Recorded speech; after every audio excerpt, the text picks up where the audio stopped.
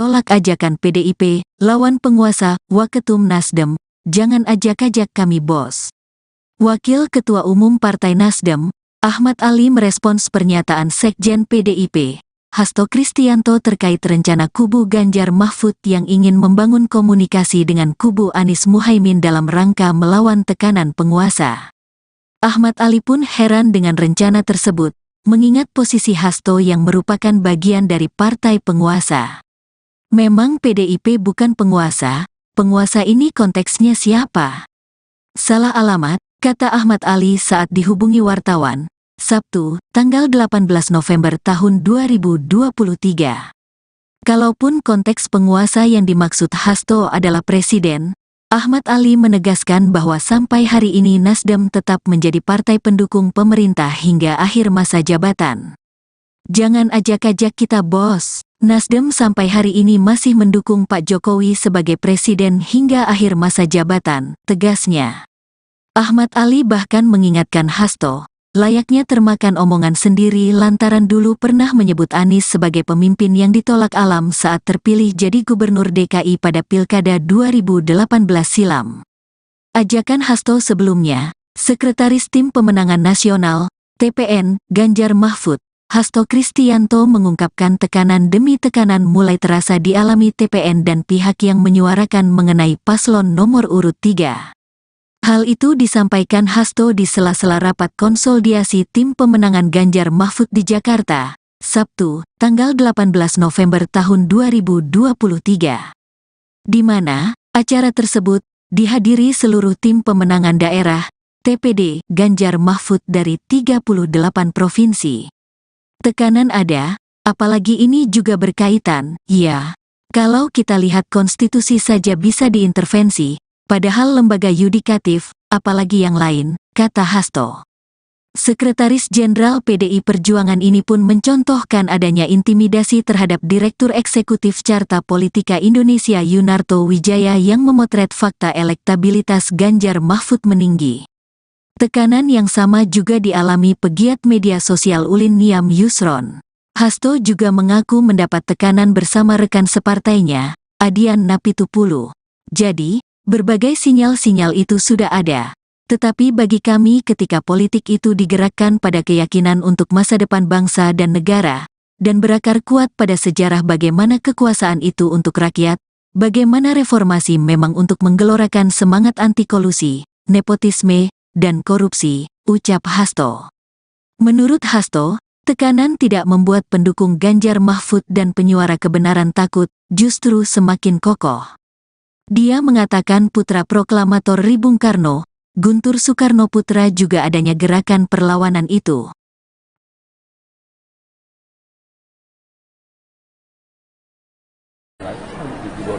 Artinya kalau kemudian itu ada arah yang berbeda, ngapain buang-buang waktu untuk rapat tiap hari, ya? Tunggulah.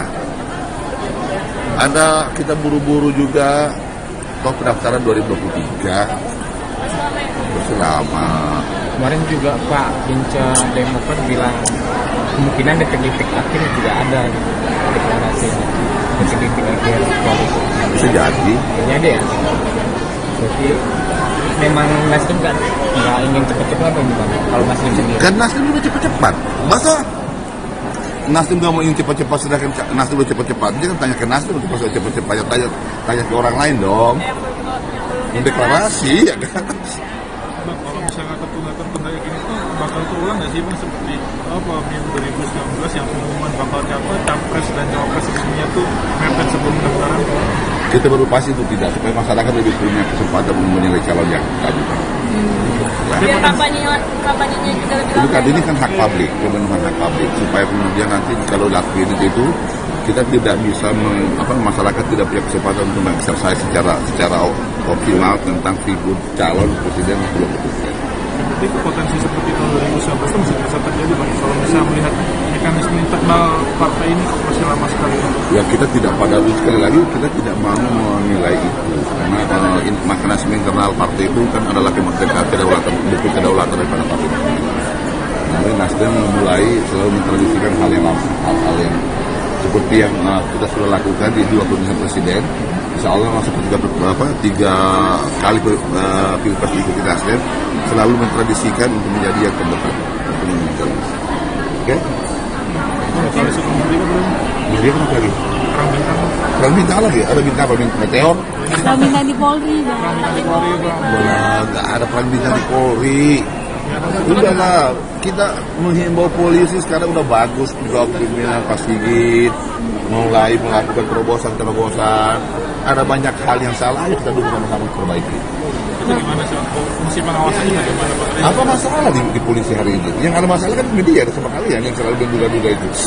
Itu kemarin Pak Mahfud yang Apa? Ya, Pak Mahfud kan bukan anggota Komisi 3. Tapi Komisi 3 sebagai fungsi Jadi pengawasan. kami nggak melihat apa-apa, kan melihat soliditas saya. Contohnya ini lah, G10. Semua polisi kompak bersatu untuk mengamankan G20. Ini kan ada perang bintang di situ. Bintangnya ada satu, Sigit sebagai Kapolri. Tapi isu dengan kabar reskrim itu sendiri bagaimana? Itu apa itu? isu Ismail Bolong. Kan udah terklarifikasi oleh Ismail Bolong sendiri bahwa itu adalah tekanan dan lain-lain. Tapi update dari Komisi 3 sendiri mana? Update terbaru. Ya kita dengar begini, yang kita dengar kemarin ada isu bulan Februari ada tekanan dari Hendra katakan seperti itu, kemudian baru disebar kemarin dan terus kemudian oleh Ismail Bolong membaca itu kemudian diklarifikasi. Kita dulu mulai. Kemudian ada apa? Oke, Kiti. Ya. Iya Bang, satu lagi Bang, kan kemarin Pak Santoso Komisi 3 bilang katanya isu milenial ini tuh sebenarnya tuh dalam rangka apa sih? Apakah Mas Anies hanya ingin mendapatkan suara dari milenial atau bagaimana? Nah, pertama kalau Mas Anies hari ini berkeliling Indonesia, ya karena memang dia mau menjadi presiden. Nah, Indonesia begitu luas, ya harusnya dikelilingi sehingga pertama kalau bukan hanya sekedar orang kenal dia, fisiknya bukan, tapi mengenal pikiran dia, dan dia pun mengenal keinginan masyarakat. Termasuk di dalamnya ada generasi Z yang memang menjadi sangat kelompok yang menjadi sangat strategis dan menentukan masa depan demokrasi di Indonesia. Karena kelompok ini yang hari ini sudah mayoritas di Republik ini, rata-rata kita tahu mereka itu adalah kelompok yang masih apolitik. Nah, tentunya tidak salah juga kalau kemudian generasi Z ini dan milenial ini masih apolitik, karena sedikit politisi itu bisa menjadi teladan. Sehingga kemudian mereka apatis. Nah, maka kemudian untuk mendekati mereka, itu harus kita bisa mendengarkan, mengetahui apa sih yang menjadi harapan mereka. Banyak yang kita lihat hari ini, orang yang sudah mau mendekati milenial dengan cara bukan mendekati pikirannya, tapi ikut-ikut dan bergaya milenial padahal sudah 70 tahun kan. Jadi membuat ini menjadi semakin berjarak menurut saya. Padahal yang mau ingin disatukan ini kan didekati pikiran dan harapannya kaum milenial. Nah, karena mereka ke depan ini adalah kelompok yang akan menguasai populasi di Indonesia. Mereka adalah kelompok yang sangat menentukan masa depan Indonesia, menentukan demokrasi kita seperti apa. Karena syarat daripada kuatnya demokrasi itu kalau ada kepercayaan rakyat, ada partisipasi rakyat terhadap politik itu dari partai politik. Nah, maka kalau ini kita jadi apa yang dilakukan Mas Anies ini untuk mendengarkan mereka, menyerap aspirasi mereka secara langsung, juga untuk merawat demokrasi. Itu sebenarnya bukan hanya sekedar untuk meraup suara dari milenial, tapi kemudian tidak mendengarkan mereka. Nah, bayangkan masalah yang di negeri kita ini. Untuk mendekati milenial, kita bergaya seperti milenial. Saya kira kemudian terkesan bahwa memahami milenial itu begitu sederhananya kan. Padahal mereka adalah makhluk manusia yang punya keinginan, yang punya harapan, yang perlu didengarkan. Bagaimana kemudian memenuhi harapan keinginan mereka? Dengarkan mereka, rumuskan keinginan itu menjadi kebijakan, sehingga ke depan mereka merasa terwakili daripada pemerintahan yang akan datang. Oke, berarti Mas Anies bukan hanya dirinya dia untuk dicap Pak Anies ini dekat dengan milenial, tapi menyerap aspirasi Iya dong, dia harus mampu merumuskan, dia hanya akan mampu merumuskan kebijakan yang mewakili keinginan milenial kalau dia datang, kalau dia mendengarkan keinginan dan harapan milenial sendiri. Kan tidak mungkin dong kita mau ingin mendengarkan harapan milenial, tapi kita ketemu orang tua, kan gitu. Jadi milenial itu hanya mereka sendiri yang tahu keinginan mereka, bukan diwakili oleh orang tuanya, kan gitu. Nasdem tolak ajakan PDIP, lawan penguasa, Waketum Nasdem, jangan ajak-ajak kami bos. Wakil Ketua Umum Partai Nasdem, Ahmad Ali merespons pernyataan Sekjen PDIP, Hasto Kristianto terkait rencana kubu Ganjar Mahfud yang ingin membangun komunikasi dengan kubu Anies Muhaimin dalam rangka melawan tekanan penguasa. Ahmad Ali pun heran dengan rencana tersebut, mengingat posisi Hasto yang merupakan bagian dari partai penguasa. Memang PDIP bukan penguasa ini konteksnya siapa? Salah alamat, kata Ahmad Ali saat dihubungi wartawan, Sabtu, tanggal 18 November tahun 2023. Kalaupun konteks penguasa yang dimaksud Hasto adalah presiden, Ahmad Ali menegaskan bahwa sampai hari ini Nasdem tetap menjadi partai pendukung pemerintah hingga akhir masa jabatan. Jangan ajak-ajak kita bos, Nasdem sampai hari ini masih mendukung Pak Jokowi sebagai presiden hingga akhir masa jabatan, tegasnya. Ahmad Ali bahkan mengingatkan Hasto, layaknya termakan omongan sendiri lantaran dulu pernah menyebut Anies sebagai pemimpin yang ditolak alam saat terpilih jadi gubernur DKI pada Pilkada 2018 silam. Ajakan Hasto sebelumnya, Sekretaris Tim Pemenangan Nasional, TPN, Ganjar Mahfud, Hasto Kristianto mengungkapkan tekanan demi tekanan mulai terasa dialami TPN dan pihak yang menyuarakan mengenai paslon nomor urut 3. Hal itu disampaikan Hasto di sela-sela rapat konsolidasi tim pemenangan Ganjar Mahfud di Jakarta, Sabtu, tanggal 18 November tahun 2023. Di mana, acara tersebut dihadiri seluruh tim pemenangan daerah, TPD, Ganjar Mahfud dari 38 provinsi. Tekanan ada, apalagi ini juga berkaitan, ya, kalau kita lihat konstitusi saja bisa diintervensi, padahal lembaga yudikatif, apalagi yang lain, kata Hasto. Sekretaris Jenderal PDI Perjuangan ini pun mencontohkan adanya intimidasi terhadap Direktur Eksekutif Carta Politika Indonesia Yunarto Wijaya yang memotret fakta elektabilitas Ganjar Mahfud meninggi. Tekanan yang sama juga dialami pegiat media sosial Ulin Niam Yusron. Hasto juga mengaku mendapat tekanan bersama rekan separtainya, Adian Napitupulu. Jadi, berbagai sinyal-sinyal itu sudah ada, tetapi bagi kami ketika politik itu digerakkan pada keyakinan untuk masa depan bangsa dan negara, dan berakar kuat pada sejarah bagaimana kekuasaan itu untuk rakyat, bagaimana reformasi memang untuk menggelorakan semangat anti-kolusi, nepotisme, dan korupsi, ucap Hasto. Menurut Hasto, tekanan tidak membuat pendukung Ganjar Mahfud dan penyuara kebenaran takut, justru semakin kokoh. Dia mengatakan putra proklamator Bung Karno, Guntur Soekarno Putra juga adanya gerakan perlawanan itu.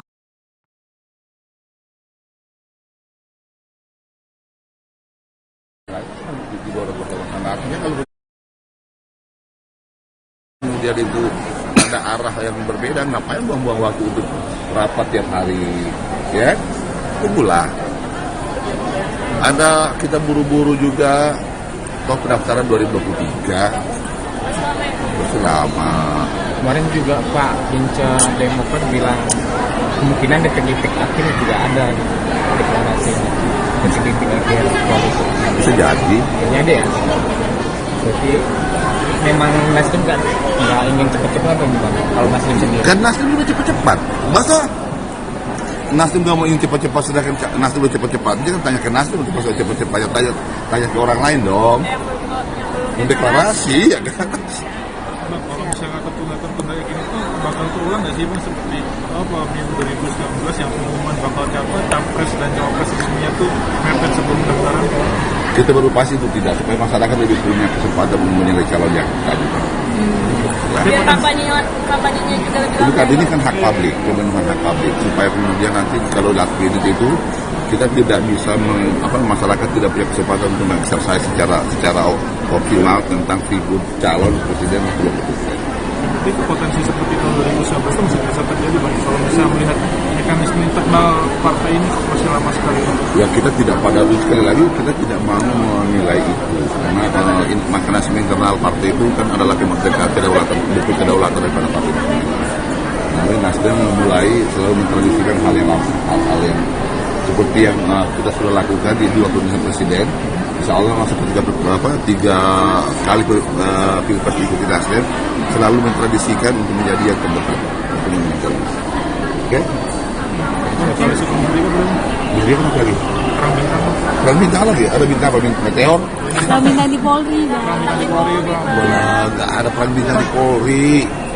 Udahlah, kita menghimbau polisi sekarang udah bagus juga pimpinan Pak Sigit mulai melakukan terobosan.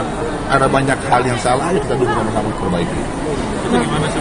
Fungsi pengawasannya bagaimana Pak? Apa masalah di polisi hari ini? Yang ada masalah kan media sama kalian yang selalu menduga-duga itu.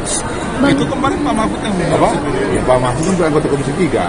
Tapi Komisi 3 sebagai fungsi Ini pengawasan. kan kami nggak melihat apa-apa, kan melihat soliditas saya. Contohnya ini lah, G10. Semua polisi kompak bersatu untuk mengamankan G20. Ini kan tidak ada perang bintang di situ. Bintangnya hanya satu, Sigit sebagai Kapolri. Tapi isu dengan kabar reskrim itu sebenarnya bagaimana? Itu apa tuh? isu Ismail Bolong. Kan udah terklarifikasi oleh Ismail Bolong sendiri bahwa itu adalah tekanan dan lain-lain. Tapi update dari Komisi 3 sendiri mana? Update terbaru. Ya kita dengar gini, yang kita dengar kemarin ada isu Februari ada tekanan dari Hendra katakan seperti itu, kemudian baru disebar kemarin dan terus kemudian oleh Ismail Bolong baca itu kemudian diklarifikasi. Kita dulu mulai. Tunggu di sini ada apa? Oke, gitu. Ya. Iya Bang, satu lagi Bang, kan kemarin Pak Santoso Komisi 3 bilang katanya isu milenial ini tuh sebenarnya tuh dalam rangka apa sih? Apakah Mas Anies hanya ingin mendapatkan suara dari milenial atau bagaimana? Ya pertama kalau Mas Anies hari ini berkeliling Indonesia, ya karena memang dia ingin jadi presiden. Nah, Indonesia begitu luas, ya harusnya dikelilingi sehingga pertama kalau bukan hanya sekedar orang kenal dia, fisiknya bukan, tapi mengenal pikiran dia, dan dia pun mengenal keinginan masyarakat. Termasuk di dalamnya ada generasi Z yang memang menjadi sangat kelompok yang menjadi sangat strategis dan menentukan masa depan demokrasi dan Indonesia. Karena kelompok ini yang hari ini sudah mayoritas di Republik ini, rata-rata kita tahu mereka itu adalah kelompok yang masih apolitik. Nah, tentunya tidak salah juga kalau kemudian generasi Z ini dan milenial ini masih apolitik, karena sedikit politisi itu bisa menjadi teladan. Sehingga kemudian mereka apatis. Nah, maka kemudian untuk mendekati mereka itu harus kita bisa mendengarkan, mengetahui apa sih yang menjadi harapan mereka. Banyak yang kita lihat hari ini orang yang sudah mau mendekati milenial dengan cara bukan mendekati pikirannya, tapi ikut-ikut dan bergaya milenial padahal sudah 70 tahun kan. Jadi membuat ini menjadi semakin berjarak menurut saya. Padahal yang ingin disatukan ini kan didekati pikiran dan harapannya kaum milenial. Nah, karena mereka ke depan ini adalah kelompok yang akan menguasai populasi di Indonesia. Mereka adalah kelompok yang sangat menentukan masa depan Indonesia, menentukan demokrasi kita seperti apa. Karena syarat daripada kuatnya demokrasi itu kalau ada kepercayaan rakyat, ada partisipasi rakyat terhadap politik itu sendiri, partai politik. Nah, maka kalau ini kita jadi apa yang dilakukan Mas Anies ini untuk mendengarkan mereka, menyerap aspirasi mereka secara langsung, juga untuk merawat demokrasi. Ini sebenarnya bukan hanya sekedar untuk meraup suara dari milenial, tapi kemudian tidak tidak mendengarkan mereka. Nah bayangkan masalah yang di negeri kita ini. Untuk mendekati para milenial, kita bergaya seperti milenial. Kita apalah kemudian terkesan bahwa memahami milenial itu begitu sederhananya kan? Padahal mereka adalah semakhluk manusia yang punya keinginan, yang punya harapan, yang perlu didengarkan. Bagaimana kemudian memenuhi harapan keinginan mereka? Dengarkan mereka, rumuskan keinginan itu menjadi kebijakan, sehingga ke depan mereka merasa terwakili daripada pemerintahan yang akan datang. Oke, berarti Mas Anies bukan hanya dirinya dia untuk dicap Pak Anies ini dekat dengan milenial, tapi menyerap aspirasi. Iya dong, dia harus mampu merumuskan. Dia hanya akan mampu merumuskan kebijakan yang mewakili keinginan milenial kalau dia datang, kalau dia mendengarkan keinginan dan harapan milenial sendiri. Kan tidak mungkin dong kita ingin mendengarkan harapan milenial, tapi kita ketemu orang tua. Kan gitu. Jadi milenial itu hanya mereka sendiri yang tahu keinginan mereka, bukan diwakili oleh orang tuanya. Kan gitu. Nasdem tolak ajakan PDIP, lawan penguasa, Waketum Nasdem, jangan ajak-ajak kami bos. Wakil Ketua Umum Partai Nasdem, Ahmad Ali merespons pernyataan Sekjen PDIP, Hasto Kristianto terkait rencana kubu Ganjar Mahfud yang ingin membangun komunikasi dengan kubu Anies Muhaimin dalam rangka melawan tekanan penguasa. Ahmad Ali pun heran dengan rencana tersebut, mengingat posisi Hasto yang merupakan bagian dari partai penguasa. Memang PDIP bukan penguasa ini konteksnya siapa? Salah alamat, kata Ahmad Ali saat dihubungi wartawan, Sabtu, tanggal 18 November tahun 2023. Kalaupun konteks penguasa yang dimaksud Hasto adalah presiden, Ahmad Ali menegaskan bahwa sampai hari ini Nasdem tetap menjadi partai pendukung pemerintah hingga akhir masa jabatan. Jangan ajak-ajak kita bos. Nasdem sampai hari ini masih mendukung Pak Jokowi sebagai presiden hingga akhir masa jabatan, tegasnya. Ahmad Ali bahkan mengingatkan Hasto, layaknya termakan omongan sendiri lantaran dulu pernah menyebut Anies sebagai pemimpin yang ditolak alam saat terpilih jadi gubernur DKI pada Pilkada 2018 silam. Ajakan Hasto sebelumnya, Sekretaris Tim Pemenangan Nasional, TPN, Ganjar Mahfud, Hasto Kristianto mengungkapkan tekanan demi tekanan mulai terasa dialami TPN dan pihak yang menyuarakan mengenai paslon nomor urut 3. Hal itu disampaikan Hasto di sela-sela rapat konsolidasi tim pemenangan Ganjar Mahfud di Jakarta, Sabtu, tanggal 18 November tahun 2023. Di mana acara tersebut dihadiri seluruh tim pemenangan daerah, TPD, Ganjar Mahfud dari 38 provinsi. Tekanan ada, apalagi ini juga berkaitan, ya. Kalau kita lihat konstitusi saja bisa diintervensi, padahal lembaga yudikatif, apalagi yang lain, kata Hasto. Sekretaris Jenderal PDI Perjuangan ini pun mencontohkan adanya intimidasi terhadap Direktur Eksekutif Carta Politika Indonesia Yunarto Wijaya yang memotret fakta elektabilitas Ganjar Mahfud meninggi. Tekanan yang sama juga dialami pegiat media sosial Ulin Niam Yusron. Hasto juga mengaku mendapat tekanan bersama rekan separtainya, Adian Napitupulu. Jadi, berbagai sinyal-sinyal itu sudah ada.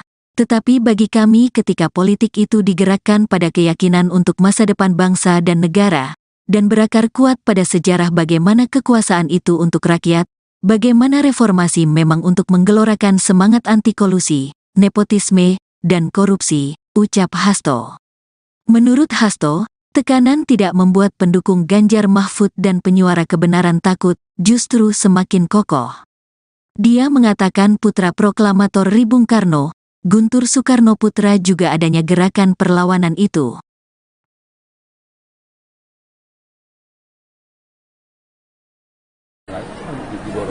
Artinya kalau kemudian itu ada arah yang berbeda, ngapain buang-buang waktu untuk rapat tiap hari, ya? Tunggulah. Ada kita buru-buru juga. Toh pendaftaran 2023 masih lama. Kemarin juga Pak Hinca Demokrat bilang kemungkinan di titik akhir tidak ada deklarasi di titik akhir koalisi. Bisa jadi. Kayaknya ada ya. Berarti memang Nasdem nggak ingin cepat-cepat atau gimana? Kalau Nasdem sendiri? Kan Nasdem juga cepat-cepat. Masa Nasdem nggak mau ingin cepat-cepat, sedangkan Nasdem udah cepat-cepat. Jangan tanya ke Nasdem untuk pasal cepat-cepat, tanya ke orang lain dong. Mendeklarasi ya kan. Bang, kalau misalnya tertunda kayak gini tuh bakal terulang nggak sih bang seperti pemilu 2019 yang pengumuman bakal capres dan cawapres resminya tuh mepet sebelum pendaftaran? Kita baru pasti itu tidak, supaya masyarakat lebih punya kesempatan menilai calon yang tadi. Biar kampanyenya juga lebih Itu kan ini kan hak publik, pemenuhan hak publik, supaya kemudian nanti kalau lakbin itu kita tidak bisa masyarakat tidak punya kesempatan untuk mengeksersai secara optimal tentang figur calon presiden atau wakil presiden. Jadi potensi seperti tahun 2019 itu masih bisa terjadi bang kalau misalnya melihat mekanisme internal partai ini masih lama sekali. Ya kita tidak pada sekali lagi kita tidak mau menilai itu karena mekanisme internal partai itu kan adalah kedaulatan daripada partai. Jadi Nasdem mulai selalu mentradisikan hal yang lama, hal yang seperti yang kita sudah lakukan di 2 pemilihan presiden. Insya Allah masuk ke 3 kali pilpres ikuti Nasdem selalu mentradisikan untuk menjadi yang terdepan. Oke? Kalau suku Menteri kan Jadi apa lagi? perang bintang Perang bintang lagi? Ada bintang apa? Meteor? Perang bintang di Polri, Bang. perang bintang di Polri bang. Nggak ada perang bintang di Polri. Udahlah, kita menghimbau polisi sekarang udah bagus juga pimpinan Pak Sigit mulai melakukan terobosan. Ada banyak hal yang salah, ayo kita duduk sama-sama perbaiki. Itu gimana sih? Fungsi pengawasannya bagaimana Pak? Apa masalah di polisi hari ini? Yang ada masalah kan media sama kalian yang selalu menduga-duga itu. Itu kemarin Pak Mahfud yang Apa? Ya Pak Mahfud kan anggota Komisi 3. Tapi Komisi 3 sebagai fungsi Ini pengawasan. kan kami nggak melihat apa-apa, kan melihat soliditas saya. Contohnya ini lah G10. Semua polisi kompak bersatu untuk mengamankan G20. Ini kan tidak ada perang bintang di situ. Bintangnya ada satu, Sigit sebagai Kapolri. Tapi isu dengan kabar reskrim itu sendiri bagaimana? Itu apa tuh? isu Ismail Bolong. Kan udah terklarifikasi oleh Ismail Bolong sendiri bahwa itu adalah tekanan dan lain-lain. Tapi update dari Komisi 3 sendiri mana? Update terbaru. Ya kita dengar gini, yang kita dengar kemarin ada isu bulan Februari ada tekanan dari Hendra katakan seperti itu, kemudian baru disebar kemarin dan terus kemudian oleh Ismail Bolong baca itu kemudian diklarifikasi. Kita dulu mulai. Tunggu sini ada apa? Oke, oke. Ya. Iya Bang, satu lagi Bang, kan kemarin Pak Santoso Komisi 3 bilang katanya isu milenial ini tuh sebenarnya tuh dalam rangka apa sih? Apakah Mas Anies hanya ingin mendapatkan suara dari milenial atau bagaimana? Ya pertama kalau Mas Anies hari ini berkeliling Indonesia, ya karena memang dia mau menjadi presiden. Nah, Indonesia begitu luas, ya harusnya dikelilingi. Sehingga pertama kalau bukan hanya sekedar orang kenal dia, fisiknya bukan, tapi mengenal pikiran dia, dan dia pun mengenal keinginan masyarakat. Termasuk di dalamnya ada generasi Z yang memang menjadi sangat kelompok yang menjadi sangat strategis dan menentukan masa depan demokrasi dan Indonesia. Karena kelompok ini yang hari ini sudah mayoritas di Republik ini, rata-rata kita tahu mereka itu adalah kelompok yang masih apolitik. Nah, tentunya tidak salah juga kalau kemudian generasi Z ini dan milenial ini masih apolitik, karena sedikit politisi itu bisa menjadi teladan. Sehingga kemudian mereka apatis. Nah, maka kemudian untuk mendekati mereka itu harus kita bisa mendengarkan, mengetahui apa sih yang menjadi harapan mereka. Banyak yang kita lihat hari ini orang yang sudah mau mendekati milenial dengan cara bukan mendekati pikirannya, tapi ikut-ikut dan bergaya milenial padahal sudah 70 tahun kan. Jadi membuat ini menjadi semakin berjarak menurut saya. Padahal yang mau ingin disatukan ini kan didekati pikiran dan harapannya kaum milenial. Nah, karena mereka ke depan ini adalah kelompok yang akan menguasai populasi di Indonesia. Mereka adalah kelompok yang sangat menentukan masa depan Indonesia, menentukan demokrasi kita seperti apa. Karena syarat daripada kuatnya demokrasi itu kalau ada kepercayaan rakyat, ada partisipasi rakyat terhadap politik itu sendiri, partai politik. Nah maka kalau ini kita tidak jadi apa yang dilakukan Mas Anies ini untuk mendengarkan mereka, menyerap aspirasi mereka secara langsung, juga untuk merawat demokrasi. Ini sebenarnya bukan hanya sekedar untuk meraup suara dari milenial, tapi kemudian tidak mendengarkan mereka. Nah bayangkan masalah yang di negeri kita ini. Untuk mendekati para milenial, kita bergaya seperti milenial. Kita kemudian terkesan bahwa memahami milenial itu begitu sederhananya kan? Padahal mereka adalah semakhluk manusia yang punya keinginan, yang punya harapan, yang perlu didengarkan. Bagaimana kemudian memenuhi harapan keinginan mereka? Dengarkan mereka, rumuskan keinginan itu menjadi kebijakan, sehingga ke depan mereka merasa terwakili daripada pemerintahan yang akan datang. Oke, berarti Mas Anies bukan hanya dirinya dia untuk dicap Pak Anies ini dekat dengan milenial, tapi nyerap aspirasi. Iya dong, dia harus mampu merumuskan. Dia hanya akan mampu merumuskan kebijakan yang mewakili keinginan milenial kalau dia datang, kalau dia mendengarkan apa keinginan dan harapan milenial sendiri. Kan tidak mungkin dong kita mau ingin mendengarkan harapan milenial, tapi kita ketemu orang tua. Kan gitu. Jadi milenial itu hanya mereka sendiri yang tahu keinginan mereka, bukan diwakili oleh orang tuanya. Kan gitu. Nasdem tolak ajakan PDIP, lawan penguasa, Waketum Nasdem, jangan ajak-ajak kami bos. Wakil Ketua Umum Partai Nasdem, Ahmad Ali merespons pernyataan Sekjen PDIP, Hasto Kristianto terkait rencana kubu Ganjar Mahfud yang ingin membangun komunikasi dengan kubu Anies Muhaimin dalam rangka melawan tekanan penguasa. Ahmad Ali pun heran dengan rencana tersebut, mengingat posisi Hasto yang merupakan bagian dari partai penguasa. Memang PDIP bukan penguasa ini konteksnya siapa? Salah alamat, kata Ahmad Ali saat dihubungi wartawan, Sabtu, tanggal 18 November tahun 2023. Kalaupun konteks penguasa yang dimaksud Hasto adalah presiden, Ahmad Ali menegaskan bahwa sampai hari ini Nasdem tetap menjadi partai pendukung pemerintah hingga akhir masa jabatan.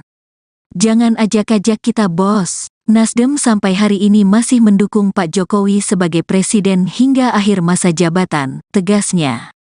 Ahmad Ali bahkan mengingatkan Hasto, layaknya termakan omongan sendiri lantaran dulu pernah menyebut Anies sebagai pemimpin yang ditolak alam saat terpilih jadi gubernur DKI pada Pilkada 2018 silam. Ajakan Hasto sebelumnya, Sekretaris Tim Pemenangan Nasional, TPN, Ganjar Mahfud, Hasto Kristianto mengungkapkan tekanan demi tekanan mulai terasa dialami TPN dan pihak yang menyuarakan mengenai paslon nomor urut 3. Hal itu disampaikan Hasto di sela-sela rapat konsolidasi tim pemenangan Ganjar Mahfud di Jakarta, Sabtu, tanggal 18 November tahun 2023. Di mana, acara tersebut dihadiri seluruh tim pemenangan daerah, TPD, Ganjar Mahfud dari 38 provinsi. Tekanan ada, apalagi ini juga berkaitan, ya, kalau kita lihat konstitusi saja bisa diintervensi, padahal lembaga yudikatif, apalagi yang lain, kata Hasto. Sekretaris Jenderal PDI Perjuangan ini pun mencontohkan adanya intimidasi terhadap Direktur Eksekutif Carta Politika Indonesia Yunarto Wijaya yang memotret fakta elektabilitas Ganjar Mahfud meninggi. Tekanan yang sama juga dialami pegiat media sosial Ulin Niam Yusron. Hasto juga mengaku mendapat tekanan bersama rekan separtainya, Adian Napitupulu. Jadi, berbagai sinyal-sinyal itu sudah ada, tetapi bagi kami ketika politik itu digerakkan pada keyakinan untuk masa depan bangsa dan negara, dan berakar kuat pada sejarah bagaimana kekuasaan itu untuk rakyat, bagaimana reformasi memang untuk menggelorakan semangat anti kolusi, nepotisme, dan korupsi, ucap Hasto. Menurut Hasto, Tekanan tidak membuat pendukung Ganjar Mahfud dan penyuara kebenaran takut, justru semakin kokoh. Dia mengatakan putra proklamator Ri Bung Karno, Guntur Soekarno Putra juga adanya gerakan perlawanan itu.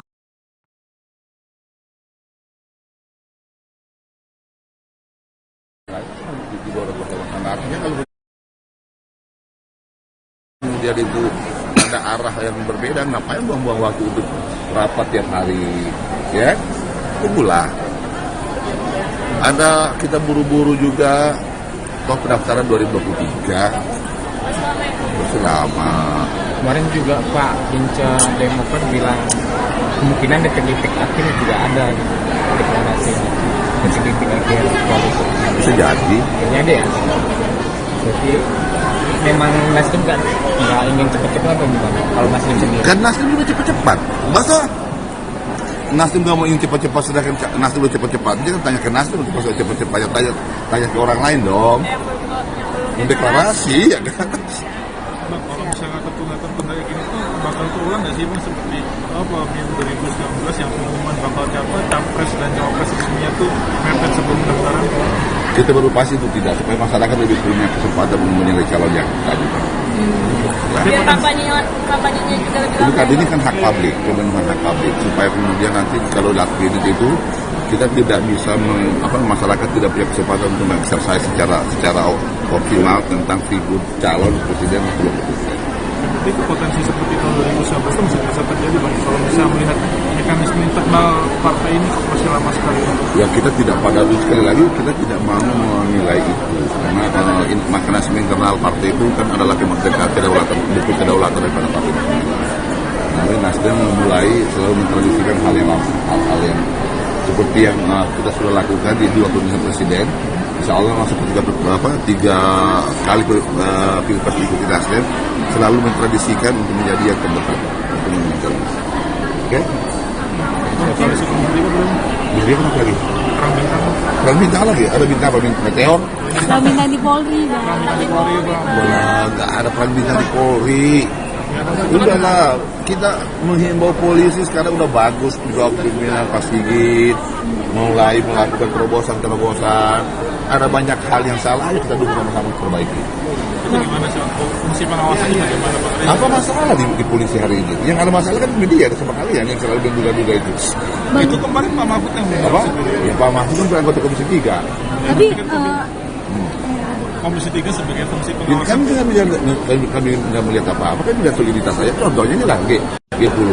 Semua polisi kompak bersatu untuk mengamankan G20. Ini kan tidak ada perang bintang di situ.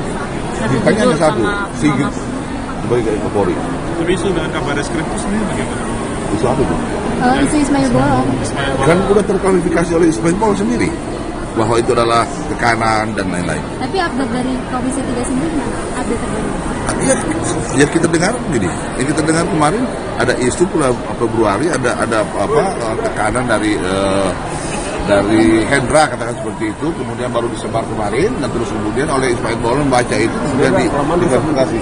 Kita dulu mulai. Tunggu sini ada apa? Oke, gitu. Ya. Iya Bang, satu lagi Bang, kan kemarin Pak Santoso Komisi 3 bilang katanya isu milenial ini tuh sebenarnya tuh dalam rangka apa sih? Apakah Mas Anies hanya ingin mendapatkan suara dari milenial atau bagaimana? Ya, pertama kalau Mas Anies hari ini berkeliling Indonesia, ya karena memang dia ingin jadi presiden. Nah, Indonesia begitu luas, ya harusnya dikelilingi. Sehingga pertama, kalau bukan hanya sekedar orang kenal dia, fisiknya bukan, tapi mengenal pikiran dia, dan dia pun mengenal keinginan masyarakat. Termasuk di dalamnya ada generasi Z yang memang menjadi sangat kelompok yang menjadi sangat strategis dan menentukan masa depan demokrasi dan Indonesia. Karena kelompok ini yang hari ini sudah mayoritas di Republik ini, rata-rata kita tahu mereka itu adalah kelompok yang masih apolitik. Nah, tentunya tidak salah juga kalau kemudian generasi Z ini dan milenial ini masih apolitik, karena sedikit politisi itu bisa menjadi teladan, sehingga kemudian mereka apatis. Nah, maka kemudian untuk mendekati mereka itu harus kita bisa mendengarkan, mengetahui apa sih yang menjadi harapan mereka. Banyak yang kita lihat hari ini orang yang sudah mau mendekati milenial dengan cara bukan mendekati pikirannya, tapi ikut-ikut dan bergaya milenial padahal sudah 70 tahun kan. Jadi membuat ini menjadi semakin berjarak menurut saya. Padahal yang mau ingin disatukan ini kan didekati ini pikiran dan harapannya kaum milenial. Nah, karena mereka ke depan ini adalah kelompok yang akan menguasai populasi di Indonesia. Mereka adalah kelompok yang sangat menentukan masa depan Indonesia, menentukan demokrasi kita seperti apa. Karena syarat daripada kuatnya demokrasi itu kalau ada kepercayaan rakyat, ada partisipasi rakyat terhadap politik itu sendiri, partai politik. Nah, maka kalau ini kita jadi apa yang dilakukan Mas Anies ini untuk mendengarkan mereka, menyerap aspirasi mereka secara langsung, juga untuk merawat demokrasi. Ini sebenarnya bukan hanya sekedar untuk meraup suara dari milenial, tapi kemudian tidak mendengarkan mereka. Nah, bayangkan masalah yang di negeri kita ini. Untuk mendekati milenial, kita bergaya seperti milenial. Kita kemudian terkesan bahwa memahami milenial itu begitu sederhananya kan. Padahal mereka adalah semakhluk manusia yang punya keinginan, yang punya harapan, yang perlu didengarkan. Bagaimana kemudian memenuhi harapan keinginan mereka?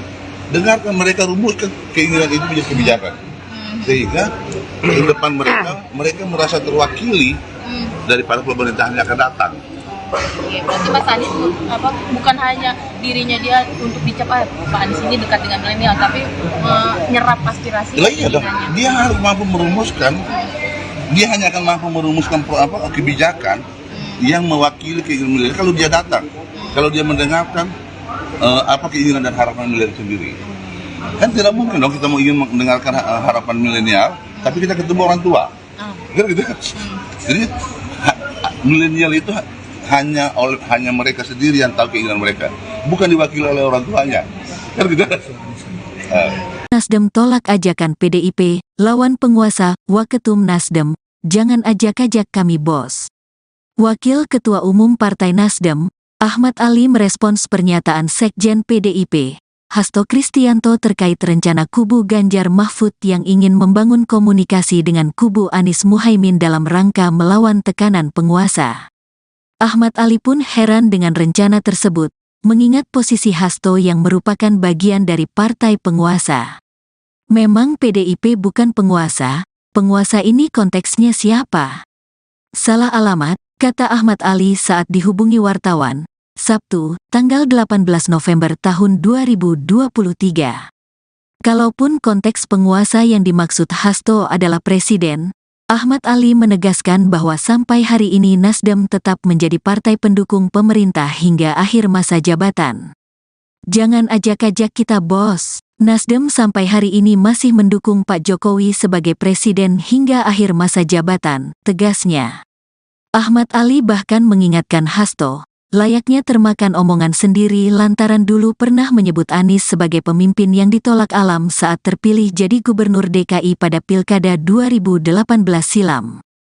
Ajakan Hasto sebelumnya, Sekretaris Tim Pemenangan Nasional, TPN, Ganjar Mahfud, Hasto Kristianto mengungkapkan tekanan demi tekanan mulai terasa dialami TPN dan pihak yang menyuarakan mengenai paslon nomor urut 3.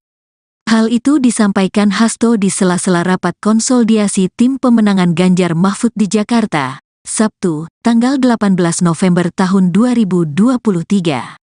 Di mana, acara tersebut dihadiri seluruh tim pemenangan daerah, TPD, Ganjar Mahfud dari 38 provinsi.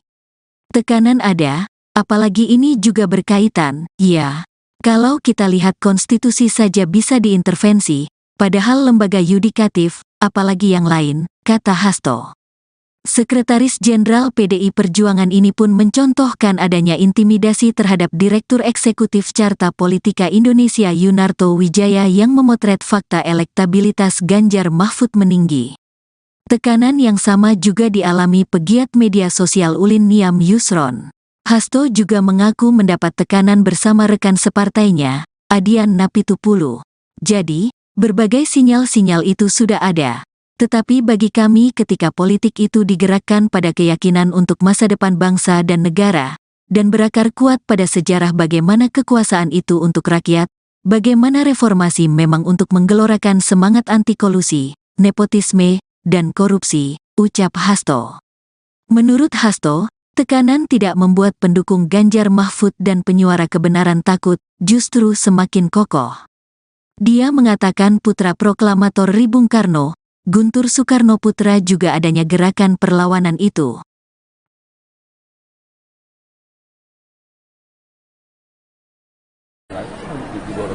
Artinya kalau kemudian itu ada arah yang berbeda, ngapain buang-buang waktu untuk rapat tiap hari, ya? Tunggulah. Ada kita buru-buru juga, toh pendaftaran 2023. Selama Kemarin juga Pak Binca Demokrat bilang kemungkinan detik-detik akhir tidak ada gitu, deklarasinya. Detik-detik akhir koalisi. bisa jadi. Kayaknya ada ya. Jadi memang Nasdem kan nggak ingin cepat-cepat atau gimana? Kalau Nasdem sendiri. Kan Nasdem juga cepat-cepat. Masa Nasdem nggak mau ingin cepat-cepat, sedangkan Nasdem udah cepat-cepat. Jangan tanya ke Nasdem untuk cepat-cepat, tanya ke orang lain dong. Mendeklarasi ya kan. Bang, kalau misalnya tertunda kayak gini tuh bakal terulang nggak sih Bang seperti pemilu 2019 yang pengumuman bakal capres dan cawapres resminya tuh mepet sebelum pendaftaran? Kita berupaya itu tidak, supaya masyarakat lebih punya kesempatan untuk menilai calon yang tadi. Biar kampanyenya juga lebih Bukan, ini kan hak publik, pemenuhan hak publik, supaya kemudian nanti kalau lakuin itu kita tidak bisa masyarakat tidak punya kesempatan untuk mengeksersais secara optimal tentang figur calon presiden dan wakil presiden. Tapi potensi seperti tahun 2019 itu masih bisa terjadi Bang. Kalau bisa melihat mekanisme internal partai ini kok masih lama sekali. Ya kita tidak, pada sekali lagi kita tidak mau menilai itu, karena mekanisme internal partai itu kan adalah kedaulatan daripada partai. Nah, Nasdem mulai selalu mentradisikan hal yang seperti yang kita sudah lakukan di 2 pemilihan presiden. Insya Allah masuk ke 3 kali pilpres ikuti Nasdem, selalu mentradisikan untuk menjadi yang terdepan untuk menunjukkan. Oke?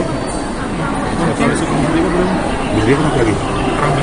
Perang bintang lagi? Ada bintang meteor? Perang bintang di Polri, Bang.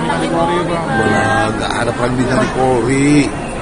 Udahlah, kita menghimbau polisi sekarang udah bagus juga kriminal Pak Sigit mulai melakukan terobosan. Ada banyak hal yang salah, ayo kita duduk sama-sama perbaiki. itu gimana sih? Fungsi pengawasannya bagaimana Pak? Apa masalah di polisi hari ini? Yang ada masalah kan media sama kalian yang selalu menduga-duga itu. Itu kemarin Pak Mahfud yang Apa? Ya, Pak Mahfud kan anggota Komisi 3. Tapi Komisi 3 sebagai fungsi Jadi pengawasan. kami tidak melihat apa-apa, kan melihat soliditas saya. Contohnya ini lah, G10. Semua polisi kompak bersatu untuk mengamankan G20. Ini kan tidak ada perang bintang di situ. Bintangnya hanya satu, Sigit sebagai Kapolri. Tapi isu dengan kabar reskrim itu sendiri bagaimana? Itu apa itu? isu Ismail Bolong. Kan udah terklarifikasi oleh Ismail Bolong sendiri bahwa itu adalah tekanan dan lain-lain. Tapi update dari Komisi 3 sendiri update terbaru. Ya kita dengar gini, yang kita dengar kemarin ada isu bulan Februari ada tekanan dari Hendra katakan seperti itu, kemudian baru disebar kemarin dan terus kemudian oleh Ismail Bolong baca itu kemudian diklarifikasi. Kita dulu mulai. Tunggu di sini ada apa? Oke, ya. Iya Bang, satu lagi Bang, kan kemarin Pak Santoso Komisi 3 bilang katanya isu milenial ini tuh sebenarnya tuh dalam rangka apa sih? Apakah Mas Anies hanya ingin mendapatkan suara dari milenial atau bagaimana? Ya, pertama kalau Mas Anies hari ini berkeliling Indonesia, ya karena memang dia mau menjadi presiden. Nah, Indonesia begitu luas, ya harusnya dikelilingi sehingga pertama kalau bukan hanya sekedar orang kenal dia fisiknya bukan, tapi mengenal pikiran dia, dan dia pun mengenal keinginan masyarakat. Termasuk di dalamnya ada generasi Z yang memang menjadi sangat kelompok yang menjadi sangat strategis dan menentukan masa depan demokrasi dan Indonesia. Karena kelompok ini yang hari ini sudah mayoritas di Republik ini, rata-rata kita tahu mereka itu adalah kelompok yang masih apolitik. Nah, tentunya tidak salah juga kalau kemudian generasi Z ini dan milenial ini masih apolitik, karena sedikit politisi itu bisa menjadi teladan, sehingga kemudian mereka apatis. Nah, maka kemudian untuk mendekati mereka itu harus kita bisa mendengarkan, mengetahui apa sih yang menjadi harapan mereka. Banyak yang kita lihat hari ini orang yang sudah mau mendekati milenial dengan cara bukan mendekati pikirannya, tapi ikut-ikut dan bergaya milenial padahal sudah 70 tahun kan. Jadi membuat ini menjadi semakin berjarak menurut saya. Padahal yang mau ingin disatukan ini kan didekati ini pikiran dan harapannya kaum milenial.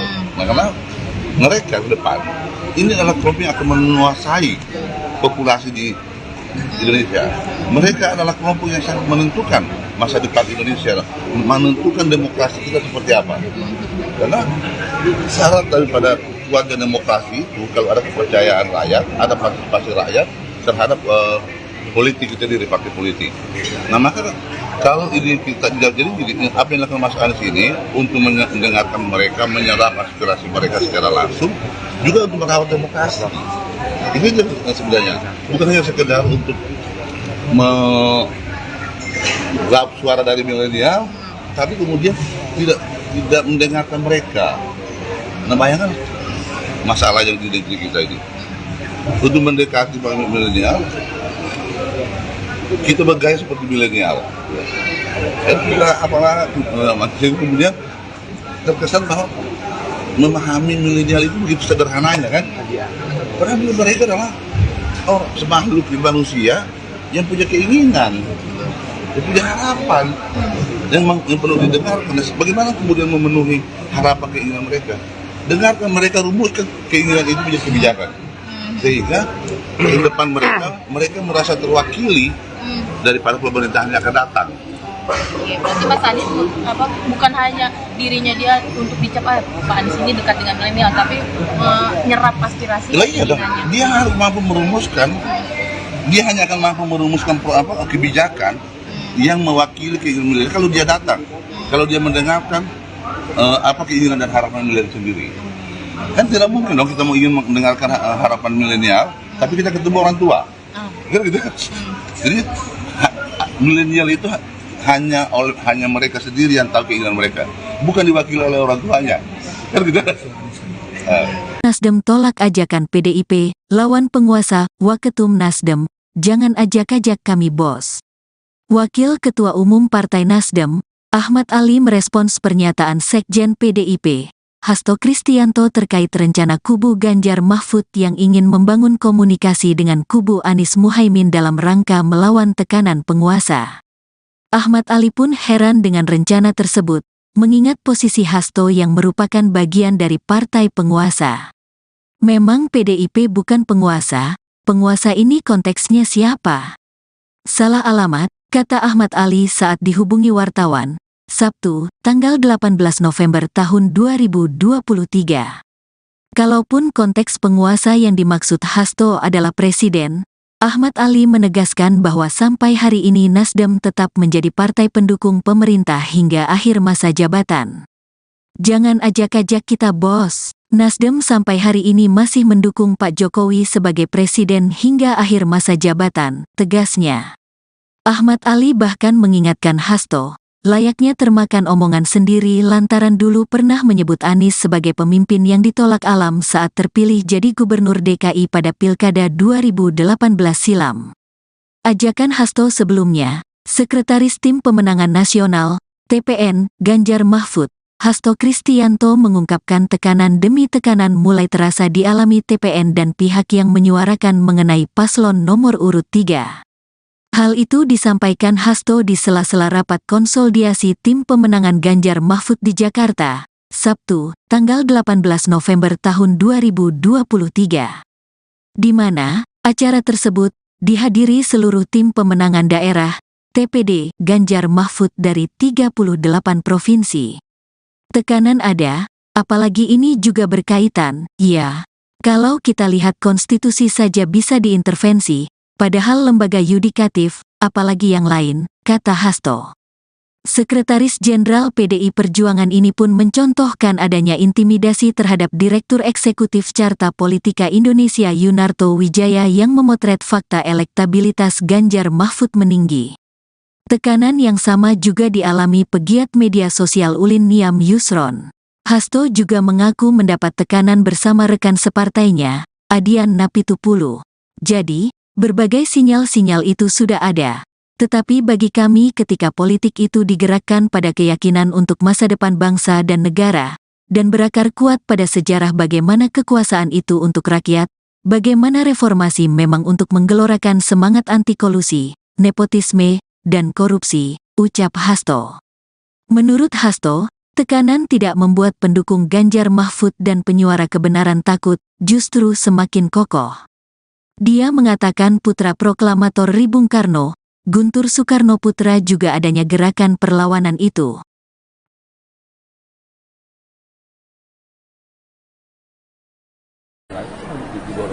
Artinya kalau kemudian itu ada arah yang berbeda, ngapain buang-buang waktu untuk rapat tiap hari, ya? Tunggulah. Ada kita buru-buru juga, toh pendaftaran 2023 masih lama. Kemarin juga Pak Binca Demokrat bilang kemungkinan detik-detik akhir tidak ada gitu, deklarasinya. Detik-detik akhir koalisi. Bisa jadi. Jadi ya.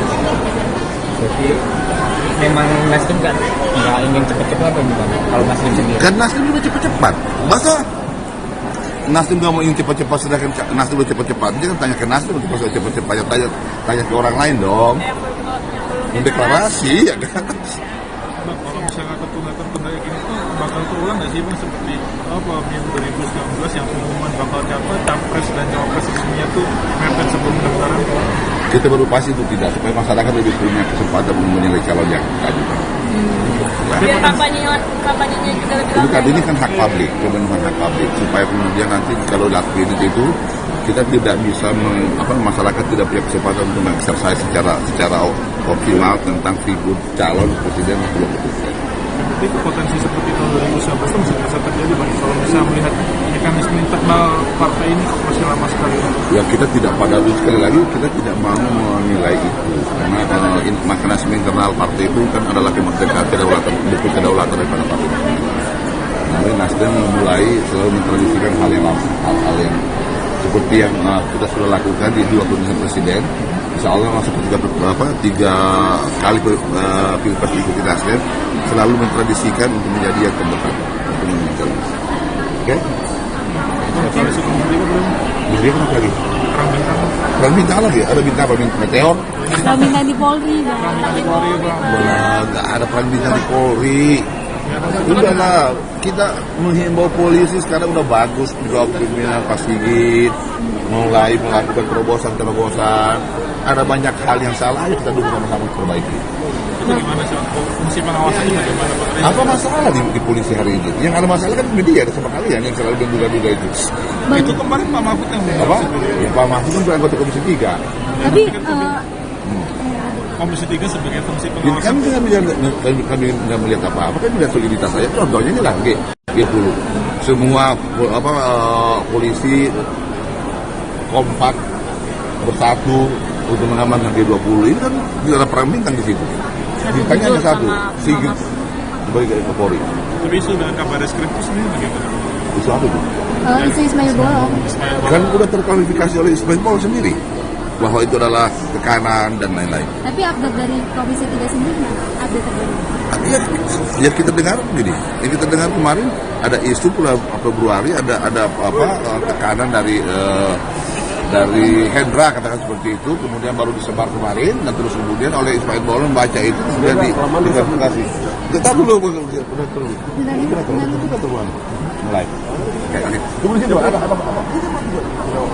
Oke, gitu. Ya. Iya Bang, satu lagi Bang, kan kemarin Pak Santoso Komisi 3 bilang katanya isu milenial ini tuh sebenarnya tuh dalam rangka apa sih? Apakah Mas Anies hanya ingin mendapatkan suara dari milenial atau bagaimana? Ya, pertama kalau Mas Anies hari ini berkeliling Indonesia, ya karena memang dia mau menjadi presiden. Nah, Indonesia begitu luas, ya harusnya dikelilingi. Sehingga pertama, kalau bukan hanya sekedar orang kenal dia, fisiknya bukan, tapi mengenal pikiran dia, dan dia pun mengenal keinginan masyarakat. Termasuk di dalamnya ada generasi Z yang memang menjadi sangat kelompok yang menjadi sangat strategis dan menentukan masa depan demokrasi dan Indonesia. Karena kelompok ini yang hari ini sudah mayoritas di Republik ini, rata-rata kita tahu mereka itu adalah kelompok yang masih apolitik. Nah, tentunya tidak salah juga kalau kemudian generasi Z ini dan milenial ini masih apolitik, karena sedikit politisi itu bisa menjadi teladan. Sehingga kemudian mereka apatis. Nah, maka kemudian untuk mendekati mereka, itu harus kita bisa mendengarkan, mengetahui apa sih yang menjadi harapan mereka. Banyak yang kita lihat hari ini, orang yang sudah mau mendekati milenial dengan cara bukan mendekati pikirannya, tapi ikut-ikut dan bergaya milenial padahal sudah 70 tahun kan. Jadi membuat ini menjadi semakin berjarak menurut saya. Padahal yang mau ingin disatukan ini kan didekati ini pikiran dan harapannya kaum milenial. Nah, karena mereka ke depan ini adalah kelompok yang akan menguasai populasi di Indonesia. Mereka adalah kelompok yang sangat menentukan masa depan Indonesia, menentukan demokrasi kita seperti apa. Karena syarat daripada kuatnya demokrasi itu kalau ada kepercayaan rakyat, ada partisipasi rakyat terhadap politik itu sendiri, partai politik. Nah, maka kalau ini kita jadi apa yang dilakukan Mas Anies ini untuk mendengarkan mereka, menyerap aspirasi mereka secara langsung, juga untuk merawat demokrasi. Ini sebenarnya bukan hanya sekedar untuk meraup suara dari milenial, tapi kemudian tidak mendengarkan mereka. Nah, bayangkan masalah yang di negeri kita ini. Untuk mendekati milenial, kita bergaya seperti milenial. Kita kemudian terkesan bahwa memahami milenial itu begitu sederhananya kan. Padahal mereka adalah semakhluk manusia yang punya keinginan, yang punya harapan, yang perlu didengarkan. Bagaimana kemudian memenuhi harapan keinginan mereka? Dengarkan mereka, rumuskan keinginan itu menjadi kebijakan. Sehingga di depan mereka merasa terwakili daripada pemerintahan yang akan datang. Oke, berarti Mas Anies bukan hanya dirinya dia untuk dicap Pak Anies ini dekat dengan milenial, tapi menyerap aspirasi. Iya dong, dia harus mampu merumuskan. Dia hanya akan mampu merumuskan kebijakan yang mewakili keinginan milenial kalau dia datang, kalau dia mendengarkan apa keinginan dan harapan milenial sendiri. Kan tidak mungkin dong kita mau ingin mendengarkan harapan milenial, tapi kita ketemu orang tua. Kan gitu. Jadi milenial itu hanya mereka sendiri yang tahu keinginan mereka, bukan diwakili oleh orang tuanya. Kan gitu. Nasdem tolak ajakan PDIP, lawan penguasa, Waketum Nasdem, jangan ajak-ajak kami bos. Wakil Ketua Umum Partai Nasdem, Ahmad Ali merespons pernyataan Sekjen PDIP, Hasto Kristianto terkait rencana kubu Ganjar Mahfud yang ingin membangun komunikasi dengan kubu Anies Muhaimin dalam rangka melawan tekanan penguasa. Ahmad Ali pun heran dengan rencana tersebut, mengingat posisi Hasto yang merupakan bagian dari partai penguasa.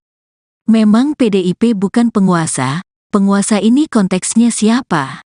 Salah alamat, kata Ahmad Ali saat dihubungi wartawan, Sabtu, tanggal 18 November tahun 2023.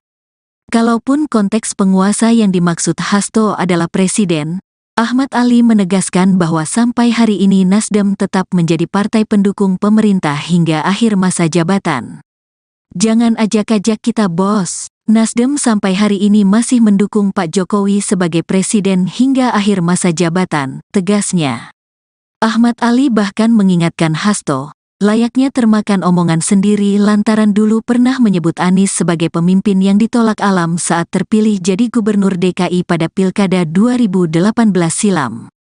Ajakan Hasto sebelumnya, Sekretaris Tim Pemenangan Nasional, TPN, Ganjar Mahfud, Hasto Kristianto mengungkapkan tekanan demi tekanan mulai terasa dialami TPN dan pihak yang menyuarakan mengenai paslon nomor urut 3. Hal itu disampaikan Hasto di sela-sela rapat konsolidasi tim pemenangan Ganjar Mahfud di Jakarta, Sabtu, tanggal 18 November tahun 2023. Di mana, acara tersebut dihadiri seluruh tim pemenangan daerah, TPD, Ganjar Mahfud dari 38 provinsi. Tekanan ada, apalagi ini juga berkaitan, ya. Kalau kita lihat konstitusi saja bisa diintervensi, padahal lembaga yudikatif, apalagi yang lain, kata Hasto. Sekretaris Jenderal PDI Perjuangan ini pun mencontohkan adanya intimidasi terhadap Direktur Eksekutif Carta Politika Indonesia Yunarto Wijaya yang memotret fakta elektabilitas Ganjar Mahfud meninggi. Tekanan yang sama juga dialami pegiat media sosial Ulin Niam Yusron. Hasto juga mengaku mendapat tekanan bersama rekan separtainya, Adian Napitupulu. Jadi, berbagai sinyal-sinyal itu sudah ada, tetapi bagi kami ketika politik itu digerakkan pada keyakinan untuk masa depan bangsa dan negara, dan berakar kuat pada sejarah bagaimana kekuasaan itu untuk rakyat, bagaimana reformasi memang untuk menggelorakan semangat anti kolusi, nepotisme, dan korupsi, ucap Hasto. Menurut Hasto, tekanan tidak membuat pendukung Ganjar Mahfud dan penyuara kebenaran takut, justru semakin kokoh. Dia mengatakan putra proklamator Ri Bung Karno, Guntur Soekarno Putra juga adanya gerakan perlawanan itu.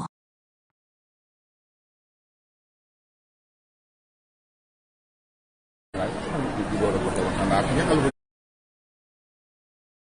kemudian itu ada arah yang berbeda, ngapain buang-buang waktu untuk rapat tiap hari, ya? Tunggulah. Ada kita buru-buru juga. Pendaftaran 2023 masih lama. Kemarin juga Pak Binca Demokrat bilang kemungkinan detik-detik akhir juga ada deklarasi detik-detik akhir koalisi. Bisa jadi. Jadi ya. Jadi memang Nasdem kan nggak ingin cepat-cepat atau gimana? Kalau Nasdem sendiri. Kan Nasdem juga cepat-cepat. Masa Nasdem nggak mau ingin cepat-cepat, sedangkan Nasdem udah cepat-cepat. Jangan tanya ke Nasdem untuk cepat-cepat, tanya ke orang lain dong. Mendeklarasi, ya kan? Bang, kalau misalnya tertunda gini tuh bakal terulang nggak sih Bang seperti pemilu 2019 yang pengumuman bakal capres dan cawapres resminya tuh mepet sebelum pendaftaran? Kita berupaya itu tidak, supaya masyarakat lebih punya kesempatan untuk menilai calon yang tadi. Biar kampanyenya juga lebih Bukan, ini kan hak publik, pemenuhan hak publik, supaya kemudian nanti kalau lakuin itu kita tidak bisa masyarakat tidak punya kesempatan untuk mengeksersais secara optimal tentang figur calon presiden dan wakil presiden. Tapi potensi seperti tahun 2019 itu masih bisa terjadi Bang, kalau bisa melihat mekanisme internal partai ini kok masih lama sekali. Ya kita tidak sekali lagi kita tidak mau menilai itu karena mekanisme internal partai itu kan adalah kedaulatan daripada partai. Jadi Nasdem mulai selalu mentradisikan hal yang seperti yang kita sudah lakukan di 2 pemilihan presiden. Insya Allah masuk ke 3 kali pilpres ikuti Nasdem selalu mentradisikan untuk menjadi yang terdepan untuk menunjukkan. Oke? Kalau sebelum belum Jadi apa lagi? perang bintang lagi? Ada bintang apa? Meteor? Perang bintang di Polri, Bang. Nggak ada perang bintang di Polri. Udahlah, kita menghimbau polisi sekarang udah bagus juga pimpinan Pak Sigit mulai melakukan terobosan. Ada banyak hal yang salah, ayo kita dulu sama-sama perbaiki. bagaimana sih? Fungsi pengawasannya bagaimana Pak? Apa masalah di polisi hari ini? Yang ada masalah kan media sama kalian yang selalu menduga-duga itu. Itu kemarin Pak Mahfud yang Apa? Ya, Pak Mahfud kan anggota Komisi 3. Tapi Komisi 3 sebagai fungsi Jadi pengawasan. kami nggak melihat apa-apa, kan melihat soliditas saya. Contohnya ini lah, G10. Semua polisi kompak bersatu untuk mengamankan G20. Ini kan tidak ada perang bintang di situ. Bintangnya hanya satu, Sigit sebagai Kapolri. Tapi isu dengan kabar reskrim itu sendiri bagaimana? Itu apa tuh? isu Ismail Bolong.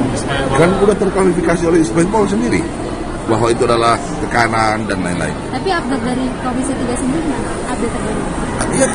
Ya kita dengar begini, yang kita dengar kemarin ada isu bulan Februari ada tekanan dari Hendra katakan seperti itu, kemudian baru disebar kemarin dan terus kemudian oleh Ismail Bolong membaca itu kemudian diklarifikasi. Kita dulu mulai. Tunggu sini ada apa? Oke kita. Ya. Iya Bang, satu lagi Bang, kan kemarin Pak Santoso Komisi 3 bilang katanya isu Milenial ini tuh sebenarnya tuh dalam rangka apa sih? Apakah Mas Anies hanya ingin mendapatkan suara dari milenial atau bagaimana? Nah, pertama kalau Mas Anies hari ini berkeliling Indonesia, ya karena memang dia mau menjadi presiden. Nah, Indonesia begitu luas, ya harusnya dikelilingi sehingga pertama kalau bukan hanya sekedar orang kenal dia, fisiknya bukan, tapi mengenal pikiran dia, dan dia pun mengenal keinginan masyarakat. Termasuk di dalamnya ada generasi Z yang memang menjadi sangat kelompok yang menjadi sangat strategis dan menentukan masa depan demokrasi dan Indonesia. Karena kelompok ini yang hari ini sudah mayoritas di Republik ini, rata-rata kita tahu mereka itu adalah kelompok yang masih apolitik. Nah, tentunya tidak salah juga kalau kemudian generasi Z ini dan milenial ini masih apolitik, karena sedikit politisi itu bisa menjadi teladan. Sehingga kemudian mereka apatis. Nah, maka kemudian untuk mendekati mereka itu harus kita bisa mendengarkan, mengetahui apa sih yang menjadi harapan mereka. Banyak yang kita lihat hari ini orang yang sudah mau mendekati milenial dengan cara bukan mendekati pikirannya, tapi ikut-ikut dan bergaya milenial padahal sudah 70 tahun kan. Jadi membuat ini menjadi semakin berjarak menurut saya. Padahal yang mau ingin disatukan ini kan di dekat ini pikiran dan harapannya kaum milenial. Nah, karena mereka ke depan ini adalah kelompok yang akan menguasai populasi di Indonesia. Mereka adalah kelompok yang sangat menentukan masa depan Indonesia, menentukan demokrasi kita seperti apa. Karena syarat daripada kuatnya demokrasi itu kalau ada kepercayaan rakyat, ada partisipasi rakyat terhadap politik kita di partai politik. Nah, maka kalau ini kita jadi apa yang dilakukan Mas Anies ini untuk mendengarkan mereka, menyerap aspirasi mereka secara langsung, juga untuk merawat demokrasi. Ini sebenarnya bukan hanya sekedar untuk meraup suara dari milenial, tapi kemudian tidak mendengarkan mereka. Nah, bayangkan masalah yang di negeri kita ini. Untuk mendekati milenial, kita bergaya seperti milenial. Kemudian terkesan bahwa memahami milenial itu begitu sederhananya kan? Padahal mereka adalah orang semakhluk manusia yang punya keinginan, yang punya harapan, yang perlu didengarkan. Bagaimana kemudian memenuhi harapan keinginan mereka? Dengarkan mereka, rumuskan keinginan itu menjadi kebijakan, sehingga ke depan mereka merasa terwakili daripada pemerintahan yang akan datang. Oke, berarti Mas Anies bukan hanya dirinya dia untuk dicap Pak Anies ini dekat dengan milenial, tapi menyerap aspirasi. Iya dong, dia harus mampu merumuskan. Dia hanya akan mampu merumuskan kebijakan yang mewakili keinginan milenial kalau dia datang, kalau dia mendengarkan apa keinginan dan harapan milenial sendiri. Kan tidak mungkin dong kita mau ingin mendengarkan harapan milenial, tapi kita ketemu orang tua. Kan gitu. Jadi milenial itu hanya mereka sendiri yang tahu keinginan mereka, bukan diwakili oleh orang tuanya. Kan gitu. Nasdem tolak ajakan PDIP, lawan penguasa, Waketum Nasdem, jangan ajak-ajak kami bos. Wakil Ketua Umum Partai Nasdem, Ahmad Ali merespons pernyataan Sekjen PDIP, Hasto Kristianto terkait rencana kubu Ganjar Mahfud yang ingin membangun komunikasi dengan kubu Anies Muhaimin dalam rangka melawan tekanan penguasa. Ahmad Ali pun heran dengan rencana tersebut, mengingat posisi Hasto yang merupakan bagian dari partai penguasa. Memang PDIP bukan penguasa ini konteksnya siapa? Salah alamat, kata Ahmad Ali saat dihubungi wartawan, Sabtu, tanggal 18 November tahun 2023. Kalaupun konteks penguasa yang dimaksud Hasto adalah presiden, Ahmad Ali menegaskan bahwa sampai hari ini Nasdem tetap menjadi partai pendukung pemerintah hingga akhir masa jabatan. Jangan ajak-ajak kita bos. Nasdem sampai hari ini masih mendukung Pak Jokowi sebagai presiden hingga akhir masa jabatan, tegasnya. Ahmad Ali bahkan mengingatkan Hasto, layaknya termakan omongan sendiri lantaran dulu pernah menyebut Anies sebagai pemimpin yang ditolak alam saat terpilih jadi gubernur DKI pada Pilkada 2018 silam. Ajakan Hasto sebelumnya, Sekretaris Tim Pemenangan Nasional, TPN, Ganjar Mahfud, Hasto Kristianto mengungkapkan tekanan demi tekanan mulai terasa dialami TPN dan pihak yang menyuarakan mengenai paslon nomor urut 3. Hal itu disampaikan Hasto di sela-sela rapat konsolidasi tim pemenangan Ganjar Mahfud di Jakarta, Sabtu, tanggal 18 November tahun 2023. Di mana, acara tersebut dihadiri seluruh tim pemenangan daerah, TPD, Ganjar Mahfud dari 38 provinsi. Tekanan ada, apalagi ini juga berkaitan, ya. Kalau kita lihat konstitusi saja bisa diintervensi, padahal lembaga yudikatif, apalagi yang lain, kata Hasto. Sekretaris Jenderal PDI Perjuangan ini pun mencontohkan adanya intimidasi terhadap Direktur Eksekutif Carta Politika Indonesia Yunarto Wijaya yang memotret fakta elektabilitas Ganjar Mahfud meninggi. Tekanan yang sama juga dialami pegiat media sosial Ulin Niam Yusron. Hasto juga mengaku mendapat tekanan bersama rekan separtainya, Adian Napitupulu. Jadi, berbagai sinyal-sinyal itu sudah ada. Tetapi bagi kami ketika politik itu digerakkan pada keyakinan untuk masa depan bangsa dan negara, dan berakar kuat pada sejarah bagaimana kekuasaan itu untuk rakyat, bagaimana reformasi memang untuk menggelorakan semangat anti kolusi, nepotisme, dan korupsi, ucap Hasto. Menurut Hasto, tekanan tidak membuat pendukung Ganjar Mahfud dan penyuara kebenaran takut, justru semakin kokoh. Dia mengatakan putra proklamator Bung Karno, Guntur Soekarno Putra juga adanya gerakan perlawanan itu.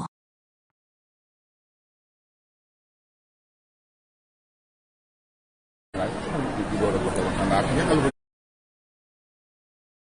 kemudian itu ada arah yang berbeda, ngapain buang-buang waktu untuk rapat tiap hari, ya? Tunggulah. Ada kita buru-buru juga, toh pendaftaran 2023. Selama. Kemarin juga Pak Hinca Demokrat bilang kemungkinan detik-detik akhir juga ada deklarasi detik-detik akhir koalisi. Bisa jadi. Jadi ya. Jadi memang Nasdem nggak ingin cepat-cepat atau gimana? Kalau Nasdem sendiri? Kan Nasdem juga cepat-cepat. Masa Nasdem nggak mau ingin cepat-cepat, sedangkan Nasdem udah cepat-cepat. Dia kan tanya ke Nasdem untuk cepat-cepat, tanya ke orang lain dong. Mendeklarasi, ya kan? Bang, kalau misalnya tertunda gini tuh bakal terulang nggak sih Bang seperti pemilu 2019 yang pengumuman bakal capres dan cawapres resminya tuh mepet sebelum pendaftaran? Kita berupaya itu tidak, supaya masyarakat lebih punya kesempatan untuk menilai calon yang tadi. Biar kampanyenya juga lebih Bukan, ini kan hak publik, pemenuhan hak publik, supaya kemudian nanti kalau lakuin itu kita tidak bisa masyarakat tidak punya kesempatan untuk mengeksersais secara optimal tentang figur calon presiden dan wakil presiden. Tapi potensi seperti tahun 2019 itu masih bisa terjadi Bang, kalau misalnya melihat mekanisme internal partai ini kok masih lama sekali. Ya kita tidak, pada sekali lagi kita tidak mau menilai itu, karena mekanisme internal partai itu kan adalah kedaulatan daripada partai. Nasdem mulai selalu mentradisikan hal-hal yang seperti yang kita sudah lakukan di 2 pemilihan presiden. Insya Allah masuk ke 3 kali pilpres diikuti Nasdem selalu mentradisikan untuk menjadi yang terdepan untuk menang. Oke? Kalau sebelum mereka belum Jadi apa lagi? Perang bintang lagi? Ada bintang apa? Bintang meteor? Kalau bintang di Polri, Bang. di Polri bang. Nggak ada perang bintang di Polri. Udahlah, kita menghimbau polisi sekarang udah bagus juga pimpinan Pak Sigit mulai melakukan terobosan. Ada banyak hal yang salah, ayo kita dulu sama-sama perbaiki. Itu gimana sih? Fungsi pengawasannya bagaimana Pak? Apa masalah di polisi hari ini? Yang ada masalah kan media sama kalian yang selalu menduga-duga itu. Itu kemarin Pak Mahfud yang Apa? Ya, Pak Mahfud kan anggota Komisi 3. Tapi Komisi 3 sebagai fungsi Jadi pengawasan. kami nggak melihat apa-apa, kan melihat soliditas saya. Contohnya ini lah, G10. Semua polisi kompak bersatu untuk mengamankan G20. Ini kan tidak ada perang bintang di situ. Bintangnya hanya satu, Sigit sebagai Kapolri. Tapi isu dengan kabar reskrim itu sendiri bagaimana? Itu apa tuh? isu Ismail Bolong. Kan udah terklarifikasi oleh Ismail Bolong sendiri bahwa itu adalah tekanan dan lain-lain. Tapi update dari Komisi 3 sendiri gimana? Update terbaru. Ya kita dengar begini, yang kita dengar kemarin ada isu bulan Februari ada tekanan dari Hendra katakan seperti itu, kemudian baru disebar kemarin dan terus kemudian oleh Ismail Bolong membaca itu kemudian diklarifikasi. Kita dulu mulai. Tunggu sini ada apa? Oke, Kiti. Ya. Iya Bang, satu lagi Bang, kan kemarin Pak Santoso Komisi 3 bilang katanya isu Milenial ini tuh sebenarnya tuh dalam rangka apa sih? Apakah Mas Anies hanya ingin mendapatkan suara dari milenial atau bagaimana? Nah, pertama kalau Mas Anies hari ini berkeliling Indonesia, ya karena memang dia mau menjadi presiden. Nah, Indonesia begitu luas, ya harusnya dikelilingi sehingga pertama kalau bukan hanya sekedar orang kenal dia, fisiknya bukan, tapi mengenal pikiran dia, dan dia pun mengenal keinginan masyarakat. Termasuk di dalamnya ada generasi Z yang memang menjadi sangat kelompok yang menjadi sangat strategis dan menentukan masa depan demokrasi dan Indonesia. Karena kelompok ini yang hari ini sudah mayoritas di Republik ini, rata-rata kita tahu mereka itu adalah kelompok yang masih apolitik. Nah, tentunya tidak salah juga kalau kemudian generasi Z ini dan milenial ini masih apolitik, karena sedikit politisi itu bisa menjadi teladan. Sehingga kemudian mereka apatis. Nah, maka kemudian untuk mendekati mereka itu harus kita bisa mendengarkan, mengetahui apa sih yang menjadi harapan mereka. Banyak yang kita lihat hari ini orang yang sudah mau mendekati milenial dengan cara bukan mendekati pikirannya, tapi ikut-ikut dan bergaya milenial padahal sudah 70 tahun kan. Jadi membuat ini menjadi semakin berjarak menurut saya. Padahal yang mau ingin disatukan ini kan didekati pikiran dan harapannya kaum milenial. Nah, karena mereka ke depan ini adalah kelompok yang akan menguasai populasi di Indonesia. Mereka adalah kelompok yang sangat menentukan masa depan Indonesia, menentukan demokrasi kita seperti apa.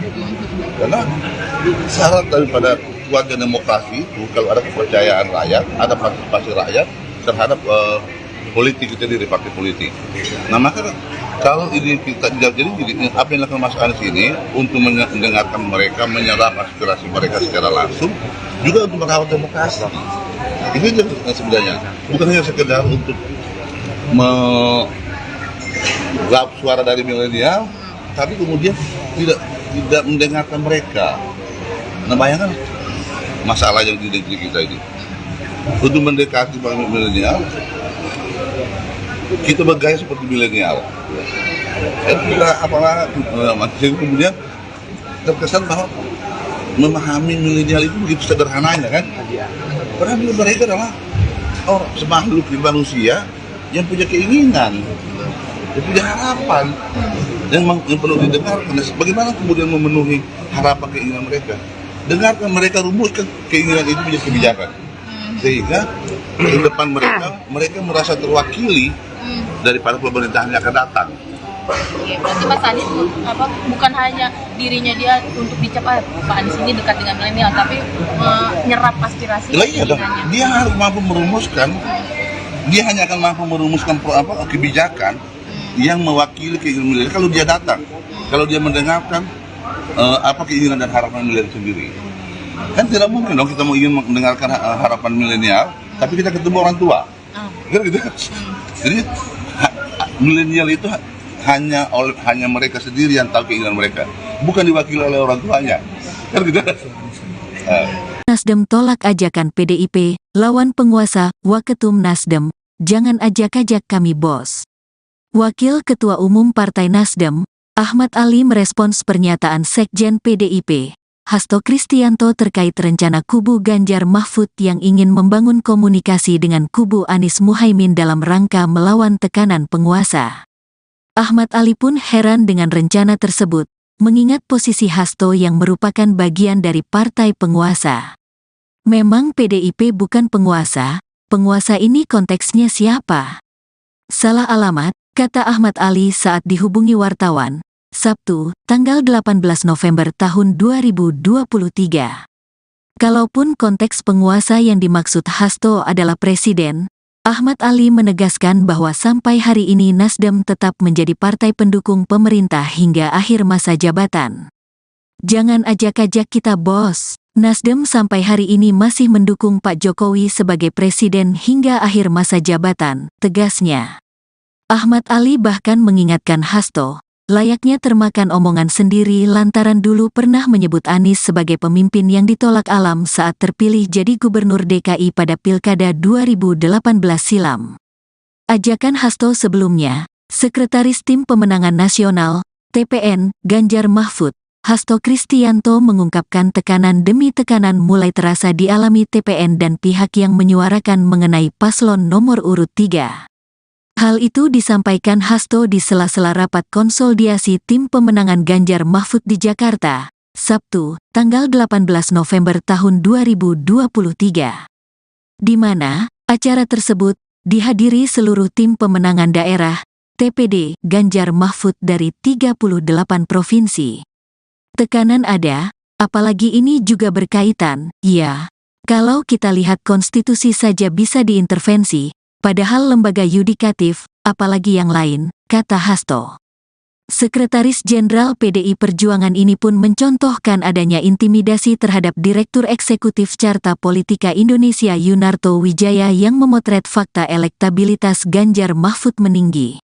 Tekanan yang sama juga dialami pegiat media sosial Ulin Niam Yusron. Hasto juga mengaku mendapat tekanan bersama rekan separtainya, Adian Napitupulu. Jadi, berbagai sinyal-sinyal itu sudah ada. Tetapi bagi kami ketika politik itu digerakkan pada keyakinan untuk masa depan bangsa dan negara, dan berakar kuat pada sejarah bagaimana kekuasaan itu untuk rakyat, bagaimana reformasi memang untuk menggelorakan semangat anti-kolusi, nepotisme, dan korupsi, ucap Hasto. Menurut Hasto, tekanan tidak membuat pendukung Ganjar Mahfud dan penyuara kebenaran takut, justru semakin kokoh. Dia mengatakan putra proklamator Ri Bung Karno, Guntur Soekarno Putra juga adanya gerakan perlawanan itu.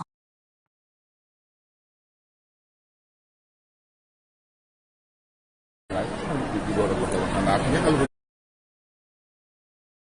kemudian itu ada arah yang berbeda, ngapain buang-buang waktu untuk rapat tiap hari, ya?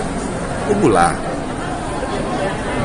Kita buru-buru juga, toh pendaftaran 2023 masih lama. Kemarin juga Pak Binca Demokrat bilang kemungkinan detik-detik akhir tidak ada deklarasinya, detik-detik akhir koalisi. Bisa jadi. Jadi ya. Jadi memang Nasdem kan nggak ingin cepat-cepat atau gimana? Kalau Nasdem sendiri? Kan Nasdem juga cepat-cepat.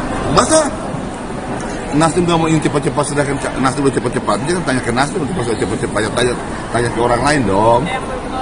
Mendeklarasi ya kan? Bang, kalau misalnya tertunda kayak gini tuh bakal bakal terulang nggak sih bang seperti pemilu 2019 yang pengumuman bakal capres dan cawapres resminya tuh mepet sebelum pendaftaran? Kita berupaya itu tidak, supaya masyarakat lebih punya kesempatan menilai calon yang tadi. Biar kampanyenya juga lebih Bukan, lama. ini kan hak publik, pemenuhan hak publik, supaya kemudian nanti kalau lakbid itu kita tidak bisa masyarakat tidak punya kesempatan untuk mengeksersais secara optimal tentang figur calon presiden atau wakil presiden. Tapi potensi seperti tahun 2019 itu bisa terjadi bang, kalau bisa melihat mekanisme internal partai ini kok masih lama sekali. Ya kita tidak pada sekali lagi kita tidak mau menilai itu karena mekanisme internal partai itu kan adalah kedaulatan daripada partai. Nah, Nasdem mulai selalu mentradisikan hal yang lama, hal-hal yang seperti yang kita sudah lakukan di 2 pemilihan presiden. Insya Allah masuk tiga kali pilpres ikuti Nasdem selalu mentradisikan untuk menjadi yang terdepan untuk menang. Oke?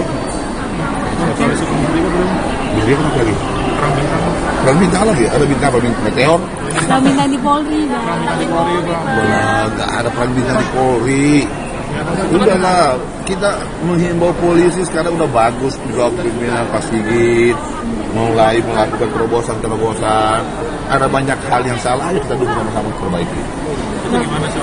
Fungsi pengawasannya bagaimana Pak? Apa masalah di polisi hari ini? Yang ada masalah kan media sama kalian yang selalu menduga-duga itu. Itu kemarin Pak Mahfud yang Apa? Ya Pak Mahfud kan anggota Komisi 3. Tapi Komisi 3 sebagai fungsi Jadi pengawasan. kami nggak melihat apa-apa, kan melihat soliditas saya. Contohnya ini lah G10. Semua polisi kompak bersatu untuk mengamankan G20. Ini kan tidak ada perang bintang di situ. Bintangnya hanya satu, Sigit sebagai Kapolri. Tapi isu dengan kabar reskrim itu sendiri bagaimana? Itu apa tuh? isu Ismail Bolong. Kan udah terklarifikasi oleh Ismail Bolong sendiri bahwa itu adalah tekanan dan lain-lain. Tapi update dari Komisi 3 sendiri gimana? Update terbaru. Ya kita dengar gini, yang kita dengar kemarin ada isu bulan Februari ada tekanan dari Hendra katakan seperti itu, kemudian baru disebar kemarin dan terus kemudian oleh Ismail Bolong baca itu kemudian diklarifikasi. Kita dulu udah terus. Mulai. Tunggu di sini ada apa? Oke, Kiti. Ya. Iya bang, satu lagi bang, kan kemarin Pak Santoso Komisi 3 bilang katanya isu Milenial ini tuh sebenarnya tuh dalam rangka apa sih? Apakah Mas Anies hanya ingin mendapatkan suara dari milenial atau bagaimana? Ya, pertama kalau Mas Anies hari ini berkeliling Indonesia, ya karena memang dia mau menjadi presiden. Nah, Indonesia begitu luas, ya harusnya dikelilingi sehingga pertama kalau bukan hanya sekedar orang kenal dia, fisiknya bukan, tapi mengenal pikiran dia, dan dia pun mengenal keinginan masyarakat. Termasuk di dalamnya ada generasi Z yang memang menjadi sangat kelompok yang menjadi sangat strategis dan menentukan masa depan demokrasi dan Indonesia. Karena kelompok ini yang hari ini sudah mayoritas di Republik ini, rata-rata kita tahu mereka itu adalah kelompok yang masih apolitik. Nah, tentunya tidak salah juga kalau kemudian generasi Z ini dan milenial ini masih apolitik, karena sedikit politisi itu bisa menjadi teladan. Sehingga kemudian mereka apatis. Nah, maka kemudian untuk mendekati mereka itu harus kita bisa mendengarkan, mengetahui apa sih yang menjadi harapan mereka. Banyak yang kita lihat hari ini orang yang sudah mau mendekati milenial dengan cara bukan mendekati pikirannya, tapi ikut-ikut dan bergaya milenial padahal sudah 70 tahun kan. Jadi membuat ini menjadi semakin berjarak menurut saya. Padahal yang mau ingin disatukan ini kan didekati pikiran dan harapannya kaum milenial.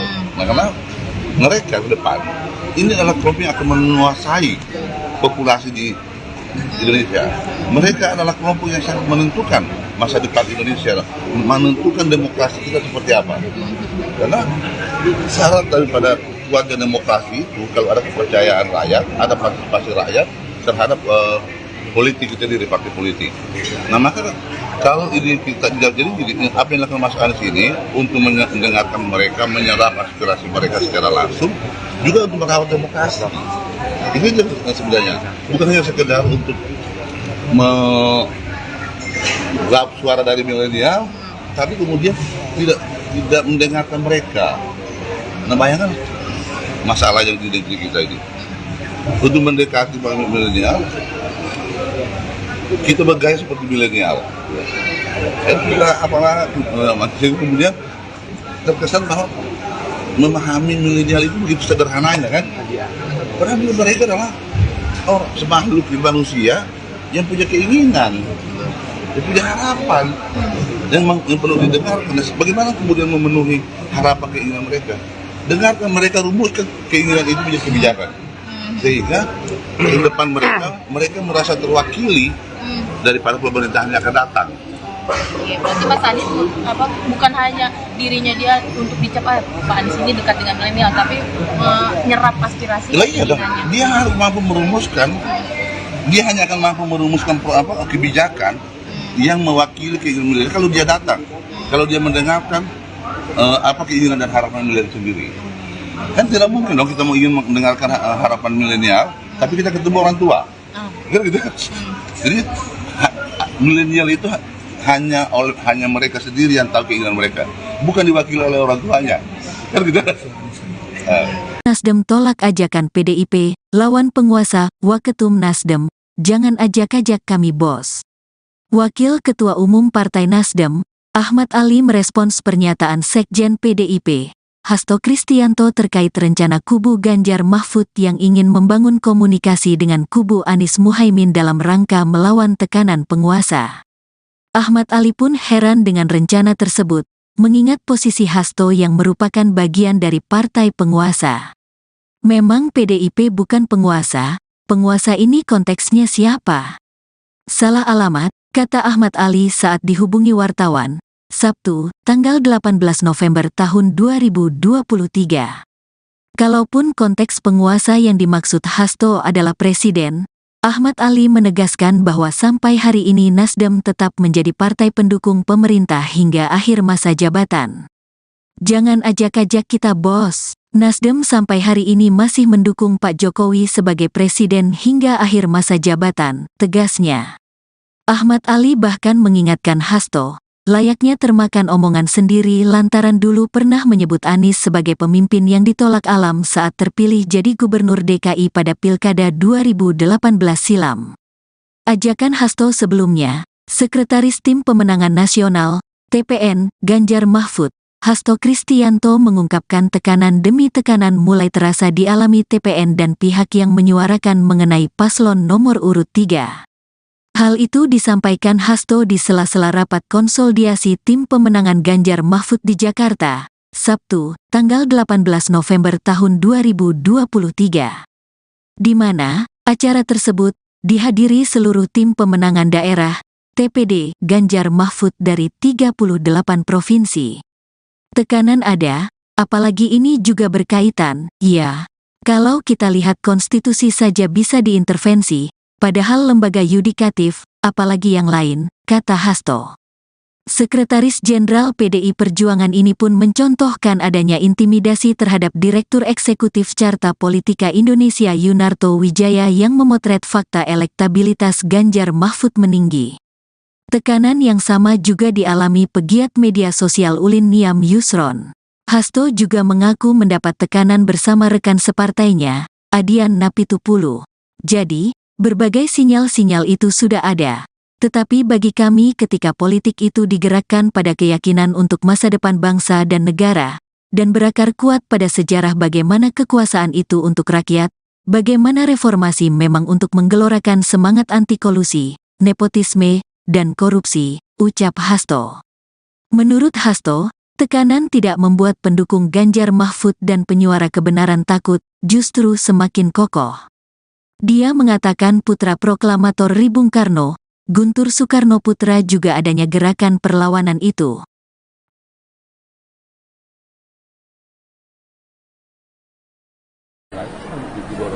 Artinya kalau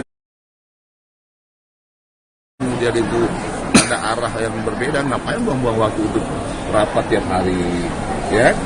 Tunggulah.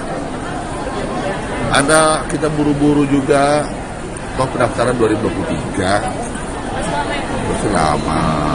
Kemarin juga Pak Hinca Demokrat bilang kemungkinan detik-detik akhir tidak ada deklarasinya, detik-detik akhir koalisi. Bisa jadi. Kayaknya ada ya. Jadi memang Nasdem kan nggak ingin cepat-cepat atau gimana? Kalau Nasdem sendiri. Kan Nasdem juga cepat-cepat. Masa Nasdem nggak mau ingin cepat-cepat, sedangkan Nasdem udah cepat-cepat. Jangan tanya ke Nasdem untuk masalah cepat-cepat, tanya ke orang lain dong. Mendeklarasi ya kan. Bang, kalau misalnya tertunda kayak gini tuh bakal terulang nggak sih Bang seperti pemilu 2019 yang pengumuman bakal capres dan cawapres resminya tuh mepet sebelum pendaftaran? Kita berupaya itu tidak, supaya masyarakat lebih punya kesempatan menilai calon yang tadi. Biar kampanyenya juga lebih Bukan, ini kan hak publik, pemenuhan hak publik, supaya kemudian nanti kalau lakmin itu kita tidak bisa masyarakat tidak punya kesempatan untuk mengeksersais secara optimal tentang figur calon presiden atau wakil presiden. Tapi potensi seperti tahun 2019 itu masih bisa terjadi Bang. Kalau misalnya melihat mekanisme internal partai ini kok masih lama sekali. Ya kita tidak, pada sekali lagi kita tidak mau menilai itu, karena mekanisme internal partai itu kan adalah kedaulatan, bukan kedaulatan daripada partai. Tapi Nasdem mulai selalu mentradisikan hal-hal yang seperti yang kita sudah lakukan di 2 pemilihan presiden. Insya Allah masuk ke 3 kali pilpres diikuti Nasdem, selalu mentradisikan untuk menjadi yang terdepan untuk menang. Oke? Kalau sebelum belum Jadi apa lagi? perang bintang. Perang bintang lagi? Ada bintang apa? Meteor? Perang bintang di Polri, Bang. Perang bintang di Polri Bang. Wah, nggak ada perang bintang di Polri. Udahlah, kita menghimbau polisi sekarang udah bagus, juga pimpinan Pak Sigit mulai melakukan terobosan. Ada banyak hal yang salah, ayo kita dukung sama-sama perbaiki. Itu gimana sih? Fungsi pengawasannya bagaimana Pak? Apa masalah di polisi hari ini? Yang ada masalah kan media sama kalian yang selalu menduga-duga itu. Itu kemarin Pak Mahfud yang Apa? Ya Pak Mahfud kan anggota Komisi 3. Tapi Komisi 3 sebagai fungsi Ini pengawasan. kan kami nggak melihat apa-apa, kan melihat soliditas saja. Contohnya ini lah G10. Semua polisi kompak bersatu untuk mengamankan G20. Ini kan tidak ada perang bintang di situ. Bintangnya hanya satu, Sigit sebagai Kapolri. Tapi isu dengan kabar reskrim itu sendiri bagaimana? Itu apa tuh? isu Ismail Bolong. Kan udah terklarifikasi oleh Ismail Bolong sendiri bahwa itu adalah tekanan dan lain-lain. Tapi update dari Komisi 3 sendiri mana? Update terbaru. Ya kita dengar begini, yang kita dengar kemarin ada isu bulan Februari ada tekanan dari Hendra, katakan seperti itu, kemudian baru disebar kemarin dan terus kemudian oleh Ismail Bolong baca itu kemudian diklarifikasi. Kita dulu mulai. Tunggu sini ada apa? Oke, kita. Ya. Iya Bang, satu lagi Bang, kan kemarin Pak Santoso Komisi 3 bilang katanya isu milenial ini tuh sebenarnya tuh dalam rangka apa sih? Apakah Mas Anies hanya ingin mendapatkan suara dari milenial atau bagaimana? Ya, pertama kalau Mas Anies hari ini berkeliling Indonesia, ya karena memang dia mau menjadi presiden. Nah, Indonesia begitu luas, ya harusnya dikelilingi sehingga pertama kalau bukan hanya sekedar orang kenal dia, fisiknya bukan, tapi mengenal pikiran dia, dan dia pun mengenal keinginan masyarakat. Termasuk di dalamnya ada generasi Z yang memang menjadi sangat kelompok yang menjadi sangat strategis dan menentukan masa depan demokrasi dan Indonesia. Karena kelompok ini yang hari ini sudah mayoritas di Republik ini, rata-rata kita tahu mereka itu adalah kelompok yang masih apolitik. Nah, tentunya tidak salah juga kalau kemudian generasi Z ini dan milenial ini masih apolitik, karena sedikit politisi itu bisa menjadi teladan. Sehingga kemudian mereka apatis. Nah, maka kemudian untuk mendekati mereka, itu harus kita bisa mendengarkan, mengetahui apa sih yang menjadi harapan mereka. Banyak yang kita lihat hari ini, orang yang sudah mau mendekati milenial dengan cara bukan mendekati pikirannya, tapi ikut-ikut dan bergaya milenial padahal sudah 70 tahun kan. Jadi membuat ini menjadi semakin berjarak menurut saya. Padahal yang mau ingin disatukan ini kan didekati ini pikiran dan harapannya kaum milenial. Nah, karena mereka ke depan ini adalah kelompok yang akan menguasai populasi di Indonesia. Mereka adalah kelompok yang sangat menentukan masa depan Indonesia, menentukan demokrasi kita seperti apa. Karena syarat daripada kuatnya demokrasi itu kalau ada kepercayaan rakyat, ada partisipasi rakyat terhadap politik kita di partai politik. Nah, maka kalau ini kita jadi apa yang dilakukan Mas Anies ini untuk mendengarkan mereka, menyerap aspirasi mereka secara langsung, juga untuk merawat demokrasi. Ini sebenarnya bukan hanya sekedar untuk meraup suara dari milenial, tapi kemudian tidak mendengarkan mereka. Nah, bayangkan masalah yang di negeri kita ini. Untuk mendekati milenial, kita bergaya seperti milenial. Kita kemudian terkesan bahwa memahami milenial itu begitu sederhananya kan. Padahal mereka adalah makhluk manusia yang punya keinginan, yang punya harapan, yang perlu didengarkan. Bagaimana kemudian memenuhi harapan keinginan mereka? Dengarkan mereka, rumuskan keinginan itu menjadi kebijakan, sehingga ke depan mereka merasa terwakili daripada pemerintahan yang akan datang. Oke, berarti Mas Anies bukan hanya dirinya dia untuk dicap Pak Anies ini dekat dengan milenial, tapi nyerap aspirasi. Iya dong, dia harus mampu merumuskan. Dia hanya akan mampu merumuskan kebijakan yang mewakili keinginan milenial kalau dia datang, kalau dia mendengarkan keinginan dan harapan milenial sendiri. Kan tidak mungkin dong kita mau ingin mendengarkan harapan milenial, tapi kita ketemu orang tua. Kan gitu. Jadi milenial itu hanya mereka sendiri yang tahu keinginan mereka, bukan diwakili oleh orang tuanya. Kan gitu. Nasdem tolak ajakan PDIP, lawan penguasa, Waketum Nasdem, jangan ajak-ajak kami bos. Wakil Ketua Umum Partai Nasdem, Ahmad Ali merespons pernyataan Sekjen PDIP, Hasto Kristianto terkait rencana kubu Ganjar Mahfud yang ingin membangun komunikasi dengan kubu Anies Muhaimin dalam rangka melawan tekanan penguasa. Ahmad Ali pun heran dengan rencana tersebut, mengingat posisi Hasto yang merupakan bagian dari partai penguasa. Memang PDIP bukan penguasa ini konteksnya siapa? Salah alamat, kata Ahmad Ali saat dihubungi wartawan, Sabtu, tanggal 18 November tahun 2023. Kalaupun konteks penguasa yang dimaksud Hasto adalah presiden, Ahmad Ali menegaskan bahwa sampai hari ini Nasdem tetap menjadi partai pendukung pemerintah hingga akhir masa jabatan. Jangan ajak-ajak kita bos. Nasdem sampai hari ini masih mendukung Pak Jokowi sebagai presiden hingga akhir masa jabatan, tegasnya. Ahmad Ali bahkan mengingatkan Hasto, layaknya termakan omongan sendiri lantaran dulu pernah menyebut Anies sebagai pemimpin yang ditolak alam saat terpilih jadi gubernur DKI pada Pilkada 2018 silam.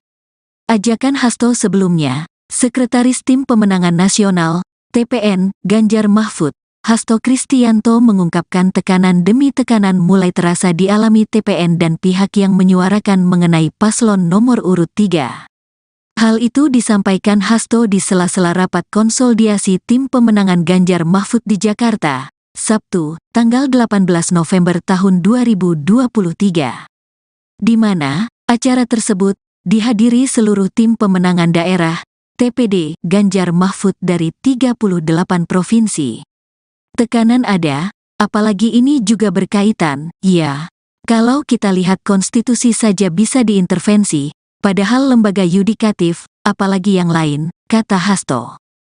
Sekretaris Jenderal PDI Perjuangan ini pun mencontohkan adanya intimidasi terhadap Direktur Eksekutif Carta Politika Indonesia Yunarto Wijaya yang memotret fakta elektabilitas Ganjar Mahfud meninggi. Tekanan yang sama juga dialami pegiat media sosial Ulin Niam Yusron. Hasto juga mengaku mendapat tekanan bersama rekan separtainya, Adian Napitupulu. Jadi, berbagai sinyal-sinyal itu sudah ada. Tetapi bagi kami ketika politik itu digerakkan pada keyakinan untuk masa depan bangsa dan negara, dan berakar kuat pada sejarah bagaimana kekuasaan itu untuk rakyat, bagaimana reformasi memang untuk menggelorakan semangat anti kolusi, nepotisme, dan korupsi, ucap Hasto. Menurut Hasto, tekanan tidak membuat pendukung Ganjar Mahfud dan penyuara kebenaran takut, justru semakin kokoh. Dia mengatakan putra proklamator Ri Bung Karno, Guntur Soekarno Putra juga adanya gerakan perlawanan itu.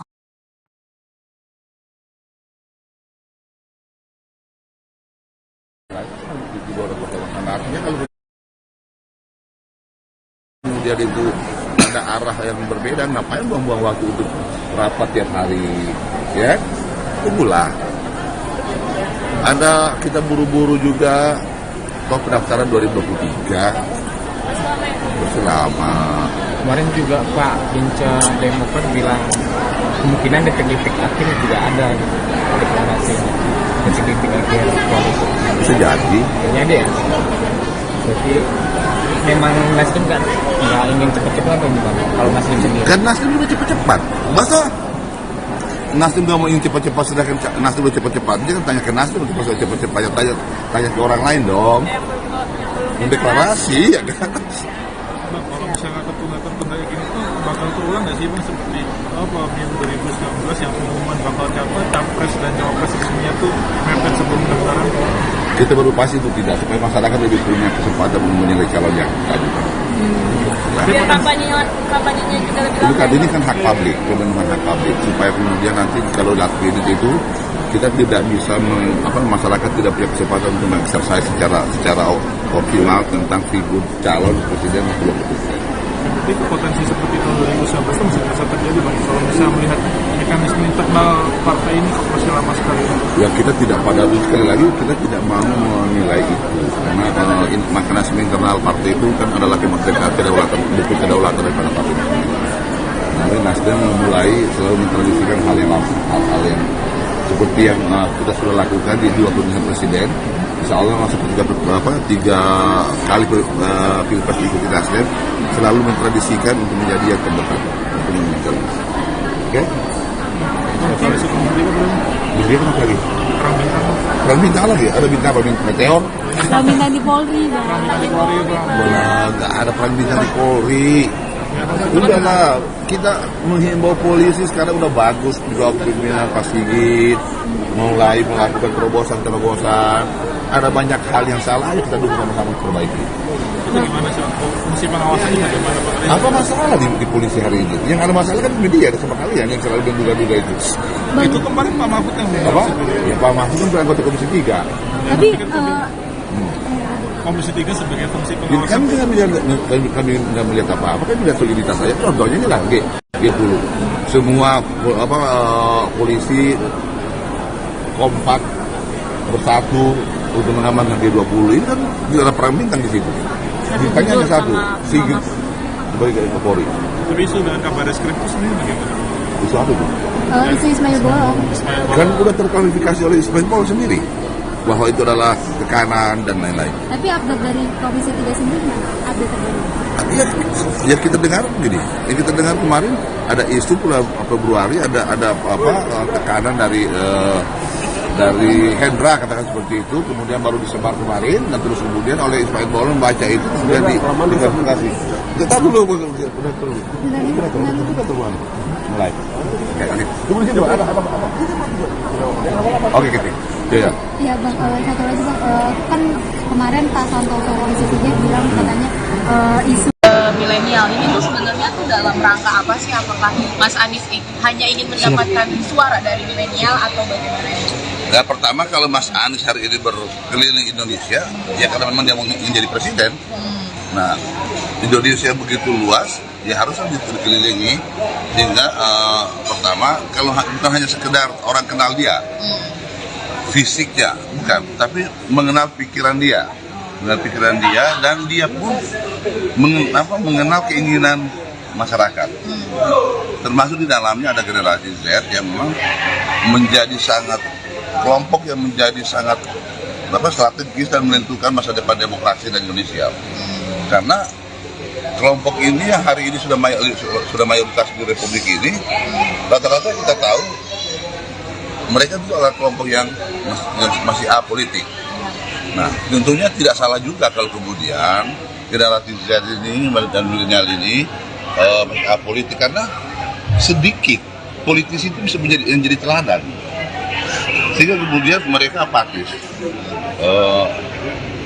Nah, maka kemudian untuk mendekati mereka itu harus kita bisa mendengarkan, mengetahui apa sih yang menjadi harapan mereka.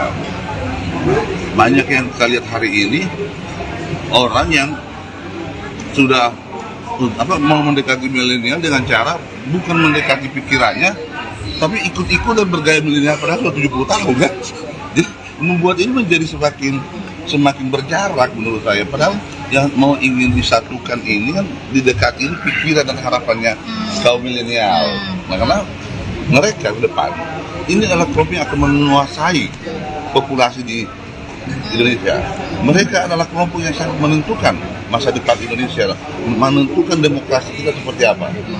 Karena syarat daripada kuatnya demokrasi itu kalau ada kepercayaan rakyat, ada partisipasi rakyat terhadap politik itu sendiri, partai politik. Nah, maka kalau ini kita jadi apa yang dilakukan Mas Anies ini untuk mendengarkan mereka, menyerap aspirasi mereka secara langsung, juga untuk merawat demokrasi. Ini sebenarnya bukan hanya sekedar untuk meraup suara dari milenial, tapi kemudian tidak mendengarkan mereka. Nah, bayangkan masalah yang di negeri kita ini. Untuk mendekati milenial, kita bergaya seperti milenial. Saya kira kemudian terkesan bahwa memahami milenial itu begitu sederhananya kan. Padahal mereka adalah makhluk manusia yang punya keinginan, yang punya harapan, yang perlu didengarkan. Bagaimana kemudian memenuhi harapan keinginan mereka? Dengarkan mereka, rumuskan keinginan itu menjadi kebijakan, sehingga ke depan mereka merasa terwakili daripada pemerintahan yang akan datang.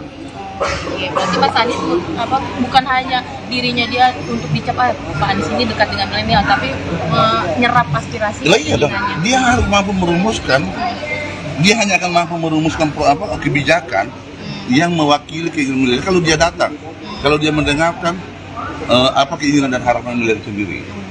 Kan tidak mungkin dong kita mau ingin mendengarkan harapan milenial, tapi kita ketemu orang tua, kan gitu.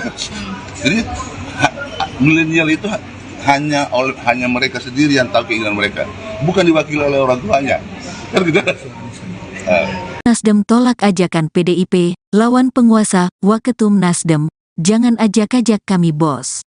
Wakil Ketua Umum Partai Nasdem, Ahmad Ali merespons pernyataan Sekjen PDIP, Hasto Kristianto terkait rencana kubu Ganjar Mahfud yang ingin membangun komunikasi dengan kubu Anies Muhaimin dalam rangka melawan tekanan penguasa. Ahmad Ali pun heran dengan rencana tersebut, mengingat posisi Hasto yang merupakan bagian dari partai penguasa.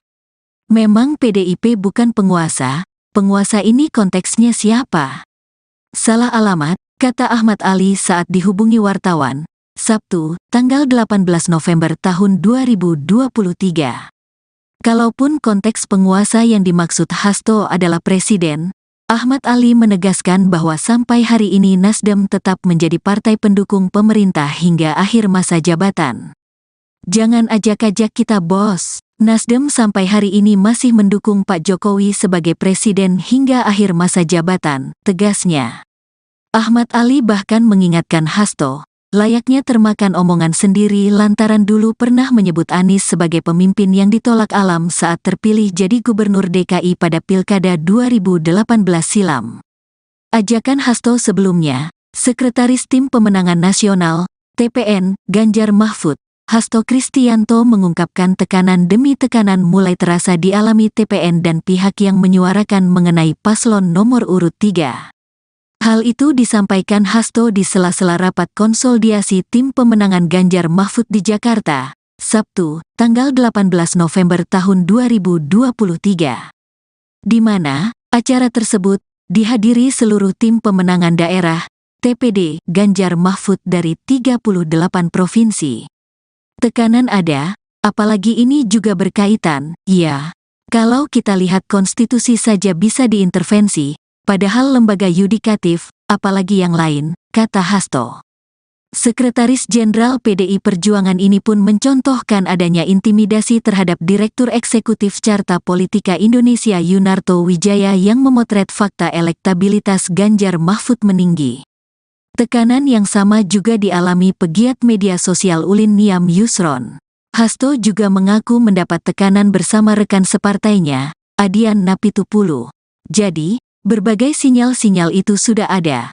Tetapi bagi kami ketika politik itu digerakkan pada keyakinan untuk masa depan bangsa dan negara, dan berakar kuat pada sejarah bagaimana kekuasaan itu untuk rakyat, bagaimana reformasi memang untuk menggelorakan semangat anti kolusi, nepotisme, dan korupsi, ucap Hasto. Menurut Hasto, tekanan tidak membuat pendukung Ganjar Mahfud dan penyuara kebenaran takut, justru semakin kokoh. Dia mengatakan putra proklamator Ri Bung Karno, Guntur Soekarno Putra juga adanya gerakan perlawanan itu.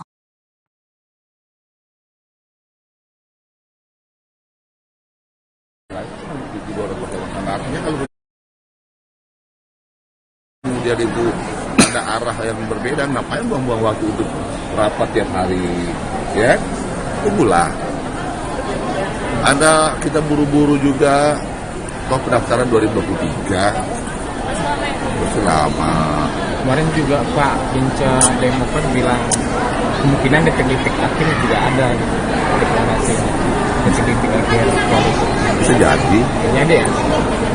Jadi memang Nasdem nggak ingin cepat-cepat atau gimana? Kalau Nasdem sendiri. Kan Nasdem juga cepat-cepat. Masa Nasdem nggak mau ingin cepat-cepat, sedangkan Nasdem udah cepat-cepat. Jangan tanya ke Nasdem untuk masuk cepat-cepat, tanya ke orang lain dong. Mendeklarasi ya kan. Bang, kalau misalnya tertunda kayak gini tuh bakal terulang nggak sih Bang seperti pemilu 2019 yang pengumuman bakal capres dan cawapres resminya tuh mepet sebelum pendaftaran? Kita berupaya itu tidak, supaya masyarakat lebih punya kesempatan menilai calon yang tadi.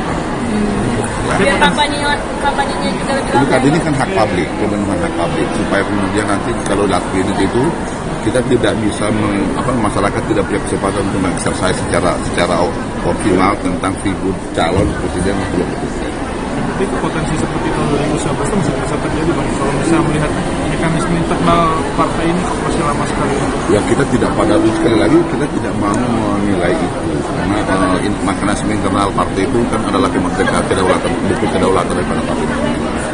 Namun Nasdem mulai selalu mentradisikan hal yang seperti yang kita sudah lakukan di 2 pemilihan presiden.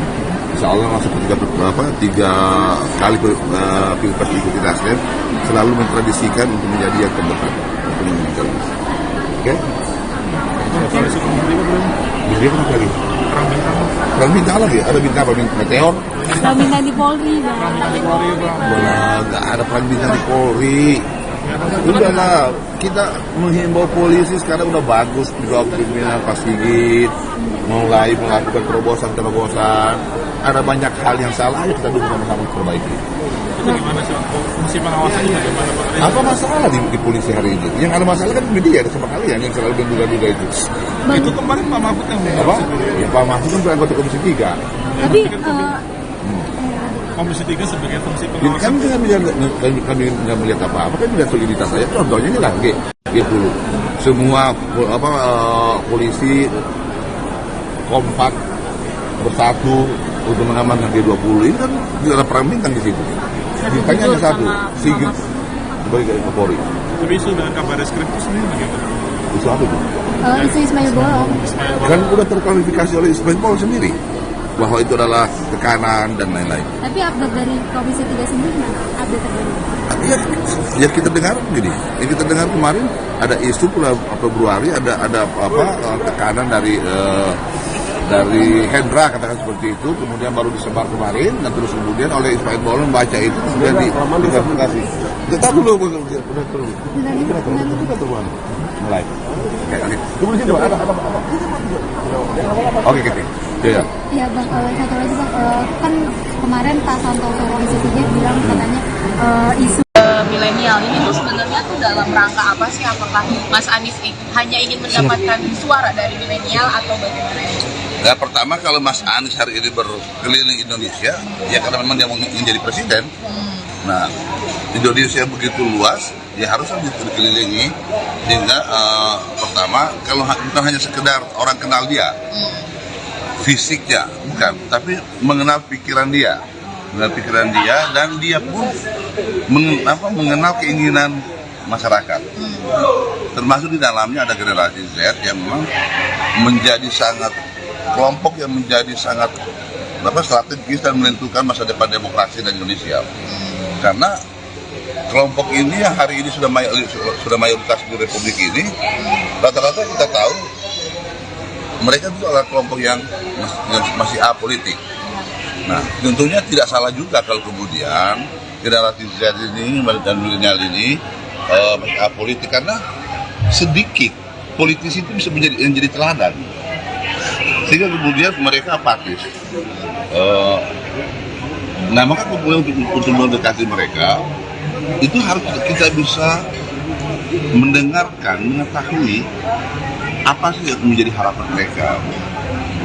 Banyak yang kita lihat hari ini, orang yang sudah mau mendekati milenial dengan cara bukan mendekati pikirannya, tapi ikut-ikut dan bergaya milenial padahal sudah 70 tahun kan.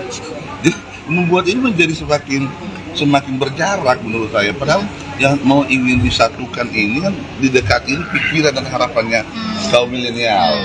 Nah, karena mereka ke depan ini adalah kelompok yang akan menguasai populasi di Indonesia. Mereka adalah kelompok yang sangat menentukan masa depan Indonesia, menentukan demokrasi kita seperti apa. Karena syarat daripada kuatnya demokrasi itu kalau ada kepercayaan rakyat, ada partisipasi rakyat terhadap politik itu dari partai politik.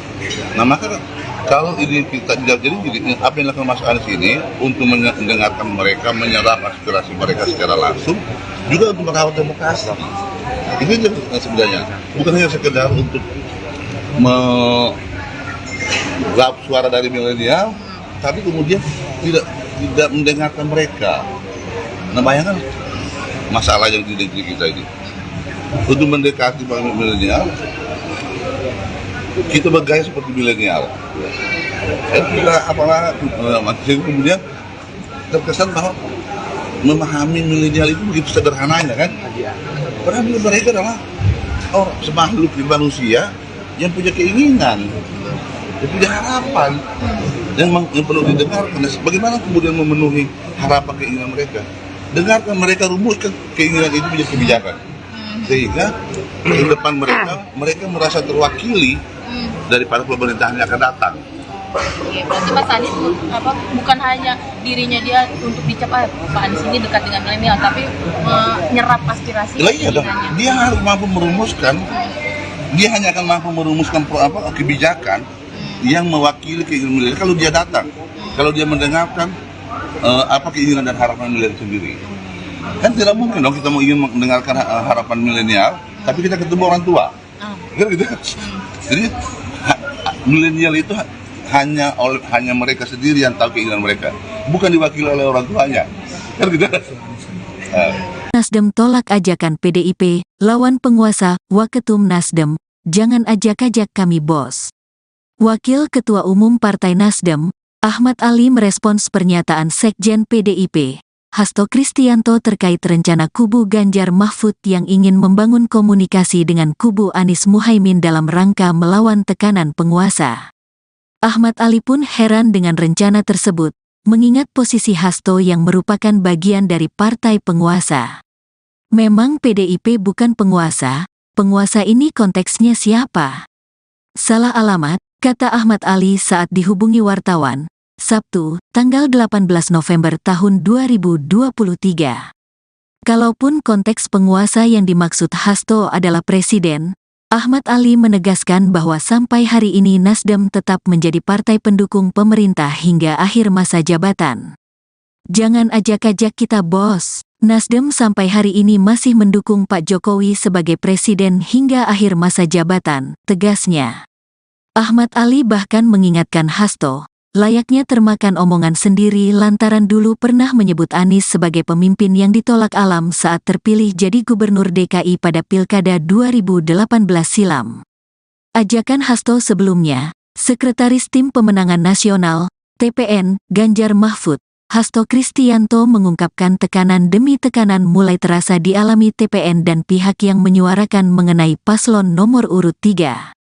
Hal itu disampaikan Hasto di sela-sela rapat konsolidasi Tim Pemenangan Ganjar Mahfud di Jakarta, Sabtu, tanggal 18 November tahun 2023. Di mana, acara tersebut dihadiri seluruh tim pemenangan daerah, TPD, Ganjar Mahfud dari 38 provinsi. Tekanan ada, apalagi ini juga berkaitan, ya. Kalau kita lihat konstitusi saja bisa diintervensi, padahal lembaga yudikatif, apalagi yang lain, kata Hasto. Sekretaris Jenderal PDI Perjuangan ini pun mencontohkan adanya intimidasi terhadap Direktur Eksekutif Carta Politika Indonesia Yunarto Wijaya yang memotret fakta elektabilitas Ganjar Mahfud meninggi. Tekanan yang sama juga dialami pegiat media sosial Ulin Niam Yusron. Hasto juga mengaku mendapat tekanan bersama rekan separtainya, Adian Napitupulu. Jadi, berbagai sinyal-sinyal itu sudah ada. Tetapi bagi kami ketika politik itu digerakkan pada keyakinan untuk masa depan bangsa dan negara, dan berakar kuat pada sejarah bagaimana kekuasaan itu untuk rakyat, bagaimana reformasi memang untuk menggelorakan semangat anti-kolusi, nepotisme, dan korupsi, ucap Hasto. Menurut Hasto, tekanan tidak membuat pendukung Ganjar Mahfud dan penyuara kebenaran takut, justru semakin kokoh. Dia mengatakan putra proklamator Ri Bung Karno, Guntur Soekarno Putra juga adanya gerakan perlawanan itu.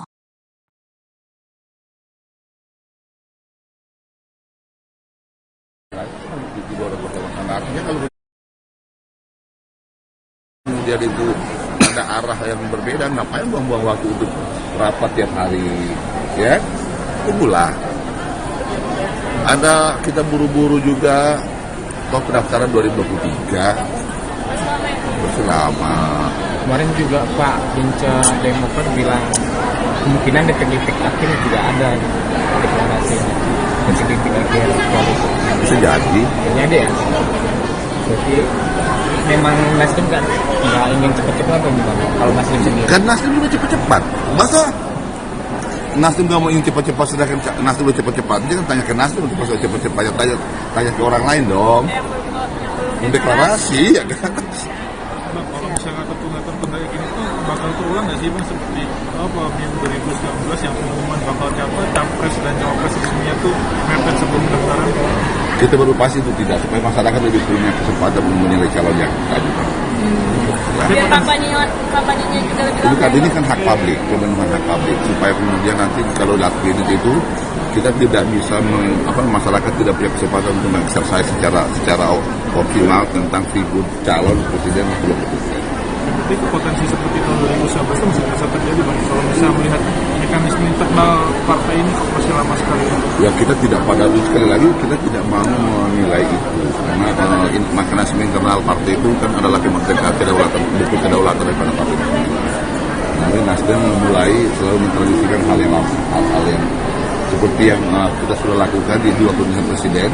Insya Allah masuk ke 3 kali pilpres ikuti Nasdem selalu mentradisikan untuk menjadi yang terdepan. Oke? Kalau sebelum juga belum. Jadi apa lagi? Perang bintang lagi? Ada bintang apa? Meteor? Perang bintang di Polri, Bang. Nggak ada perang bintang di Polri. Udahlah, kita menghimbau polisi sekarang udah bagus juga pimpinan Pak Sigit mulai melakukan terobosan. Ada banyak hal yang salah, ayo kita dukung sama-sama perbaiki. Itu gimana sih? Fungsi pengawasannya bagaimana Pak? Apa masalah di polisi hari ini? Yang ada masalah kan media sama kalian yang selalu menduga-duga itu. Itu kemarin Pak Mahfud yang Apa? Ya Pak Mahfud kan anggota Komisi 3. Tapi Komisi 3 sebagai fungsi Ini pengawasan.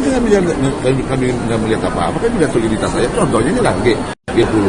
Semua polisi kompak bersatu untuk mengamankan G20. Ini kan tidak ada perang bintang di situ. Bintangnya ada satu, Sigit sebagai Kapolri. Tapi isu dengan kabar reskrim itu sendiri bagaimana? Isu apa itu? Isu Ismail Bolong.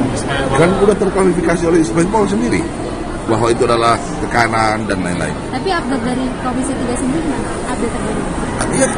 Ya kita dengar gini, yang kita dengar kemarin ada isu bulan Februari ada tekanan dari Hendra katakan seperti itu, kemudian baru disebar kemarin dan terus kemudian oleh Ismail Bolong baca itu kemudian diklarifikasi. Kita dulu mulai. Tunggu sini Bang, ada. Oke. Ya. Iya Bang, satu lagi Bang, kan kemarin Pak Santoso Komisi 3 bilang katanya isu milenial ini tuh sebenarnya tuh dalam rangka apa sih? Apakah Mas Anies hanya ingin mendapatkan suara dari milenial atau bagaimana? Ya, pertama kalau Mas Anies hari ini berkeliling Indonesia, ya karena memang dia mau menjadi presiden. Nah, Indonesia begitu luas, ya harusnya dikelilingi sehingga pertama kalau bukan hanya sekedar orang kenal dia, fisiknya bukan, tapi mengenal pikiran dia, dan dia pun mengenal keinginan masyarakat. Termasuk di dalamnya ada generasi Z yang memang menjadi sangat kelompok yang menjadi sangat strategis dan menentukan masa depan demokrasi dan Indonesia. Karena kelompok ini yang hari ini sudah mayoritas di Republik ini, rata-rata kita tahu mereka itu adalah kelompok yang masih apolitik. Nah, tentunya tidak salah juga kalau kemudian generasi Z ini dan milenial ini masih apolitik, karena sedikit politisi itu bisa menjadi teladan. Sehingga kemudian mereka apatis. Nah, maka kemudian untuk mendekati mereka, itu harus kita bisa mendengarkan, mengetahui apa sih yang menjadi harapan mereka. Banyak yang kita lihat hari ini, orang yang sudah mau mendekati milenial dengan cara bukan mendekati pikirannya, tapi ikut-ikut dan bergaya milenial padahal sudah 70 tahun kan. Jadi membuat ini menjadi semakin berjarak menurut saya. Padahal yang mau ingin disatukan ini kan didekati pikiran dan harapannya kaum milenial. Nah, karena mereka ke depan ini adalah kelompok yang akan menguasai populasi di Indonesia. Mereka adalah kelompok yang sangat menentukan masa depan Indonesia, menentukan demokrasi kita seperti apa. Karena syarat daripada kuatnya demokrasi itu kalau ada kepercayaan rakyat, ada partisipasi rakyat terhadap politik itu sendiri, partai politik. Nah, maka kalau ini kita jadi apa yang dilakukan Mas Anies ini untuk mendengarkan mereka, menyerap aspirasi mereka secara langsung, juga untuk merawat demokrasi. Ini sebenarnya bukan hanya sekedar untuk meraup suara dari milenial, tapi kemudian tidak mendengarkan mereka. Nah, bayangkan masalah yang di negeri kita ini. Untuk mendekati milenial, kita bergaya seperti milenial. Kita kemudian terkesan bahwa memahami milenial itu begitu sederhananya kan. Padahal mereka adalah makhluk manusia yang punya keinginan, yang punya harapan, yang perlu didengarkan. Bagaimana kemudian memenuhi harapan keinginan mereka? Dengarkan mereka, rumuskan keinginan itu menjadi kebijakan, sehingga ke depan mereka merasa terwakili daripada pemerintahan yang akan datang. Oke, berarti Mas Anies bukan hanya dirinya dia untuk dicap Pak Anies ini dekat dengan milenial, tapi menyerap aspirasi. Iya dong, dia harus mampu merumuskan. Dia hanya akan mampu merumuskan kebijakan yang mewakili keinginan milenial kalau dia datang, kalau dia mendengarkan keinginan dan harapan milenial sendiri. Kan tidak mungkin dong kita mau ingin mendengarkan harapan milenial, tapi kita ketemu orang tua. Kan gitu. Jadi milenial itu hanya mereka sendiri yang tahu keinginan mereka, bukan diwakili oleh orang tuanya. Kan gitu. Nasdem tolak ajakan PDIP, lawan penguasa, Waketum Nasdem, jangan ajak-ajak kami bos. Wakil Ketua Umum Partai Nasdem, Ahmad Ali merespons pernyataan Sekjen PDIP, Hasto Kristianto terkait rencana kubu Ganjar Mahfud yang ingin membangun komunikasi dengan kubu Anies Muhaimin dalam rangka melawan tekanan penguasa. Ahmad Ali pun heran dengan rencana tersebut, mengingat posisi Hasto yang merupakan bagian dari partai penguasa. Memang PDIP bukan penguasa, penguasa ini konteksnya siapa? Salah alamat, kata Ahmad Ali saat dihubungi wartawan, Sabtu, tanggal 18 November tahun 2023. Kalaupun konteks penguasa yang dimaksud Hasto adalah presiden, Ahmad Ali menegaskan bahwa sampai hari ini Nasdem tetap menjadi partai pendukung pemerintah hingga akhir masa jabatan. Jangan ajak-ajak kita bos, Nasdem sampai hari ini masih mendukung Pak Jokowi sebagai presiden hingga akhir masa jabatan, tegasnya. Ahmad Ali bahkan mengingatkan Hasto, layaknya termakan omongan sendiri lantaran dulu pernah menyebut Anies sebagai pemimpin yang ditolak alam saat terpilih jadi gubernur DKI pada Pilkada 2018 silam. Ajakan Hasto sebelumnya, Sekretaris Tim Pemenangan Nasional, TPN, Ganjar Mahfud, Hasto Kristianto mengungkapkan tekanan demi tekanan mulai terasa dialami TPN dan pihak yang menyuarakan mengenai paslon nomor urut 3.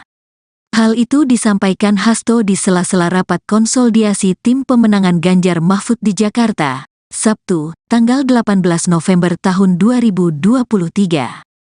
Di mana acara tersebut dihadiri seluruh tim pemenangan daerah, TPD, Ganjar Mahfud dari 38 provinsi.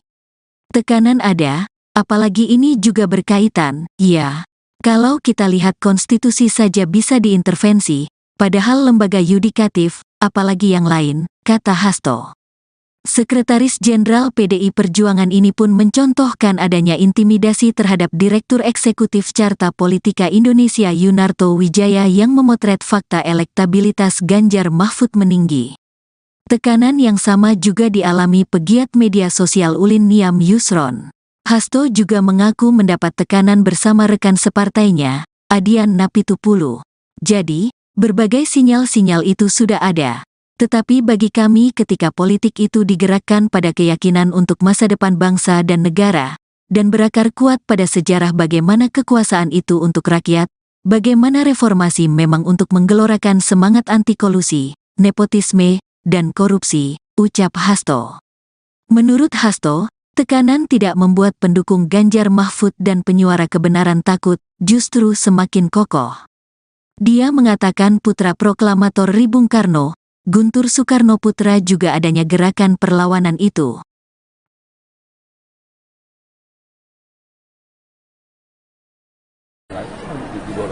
Artinya kalau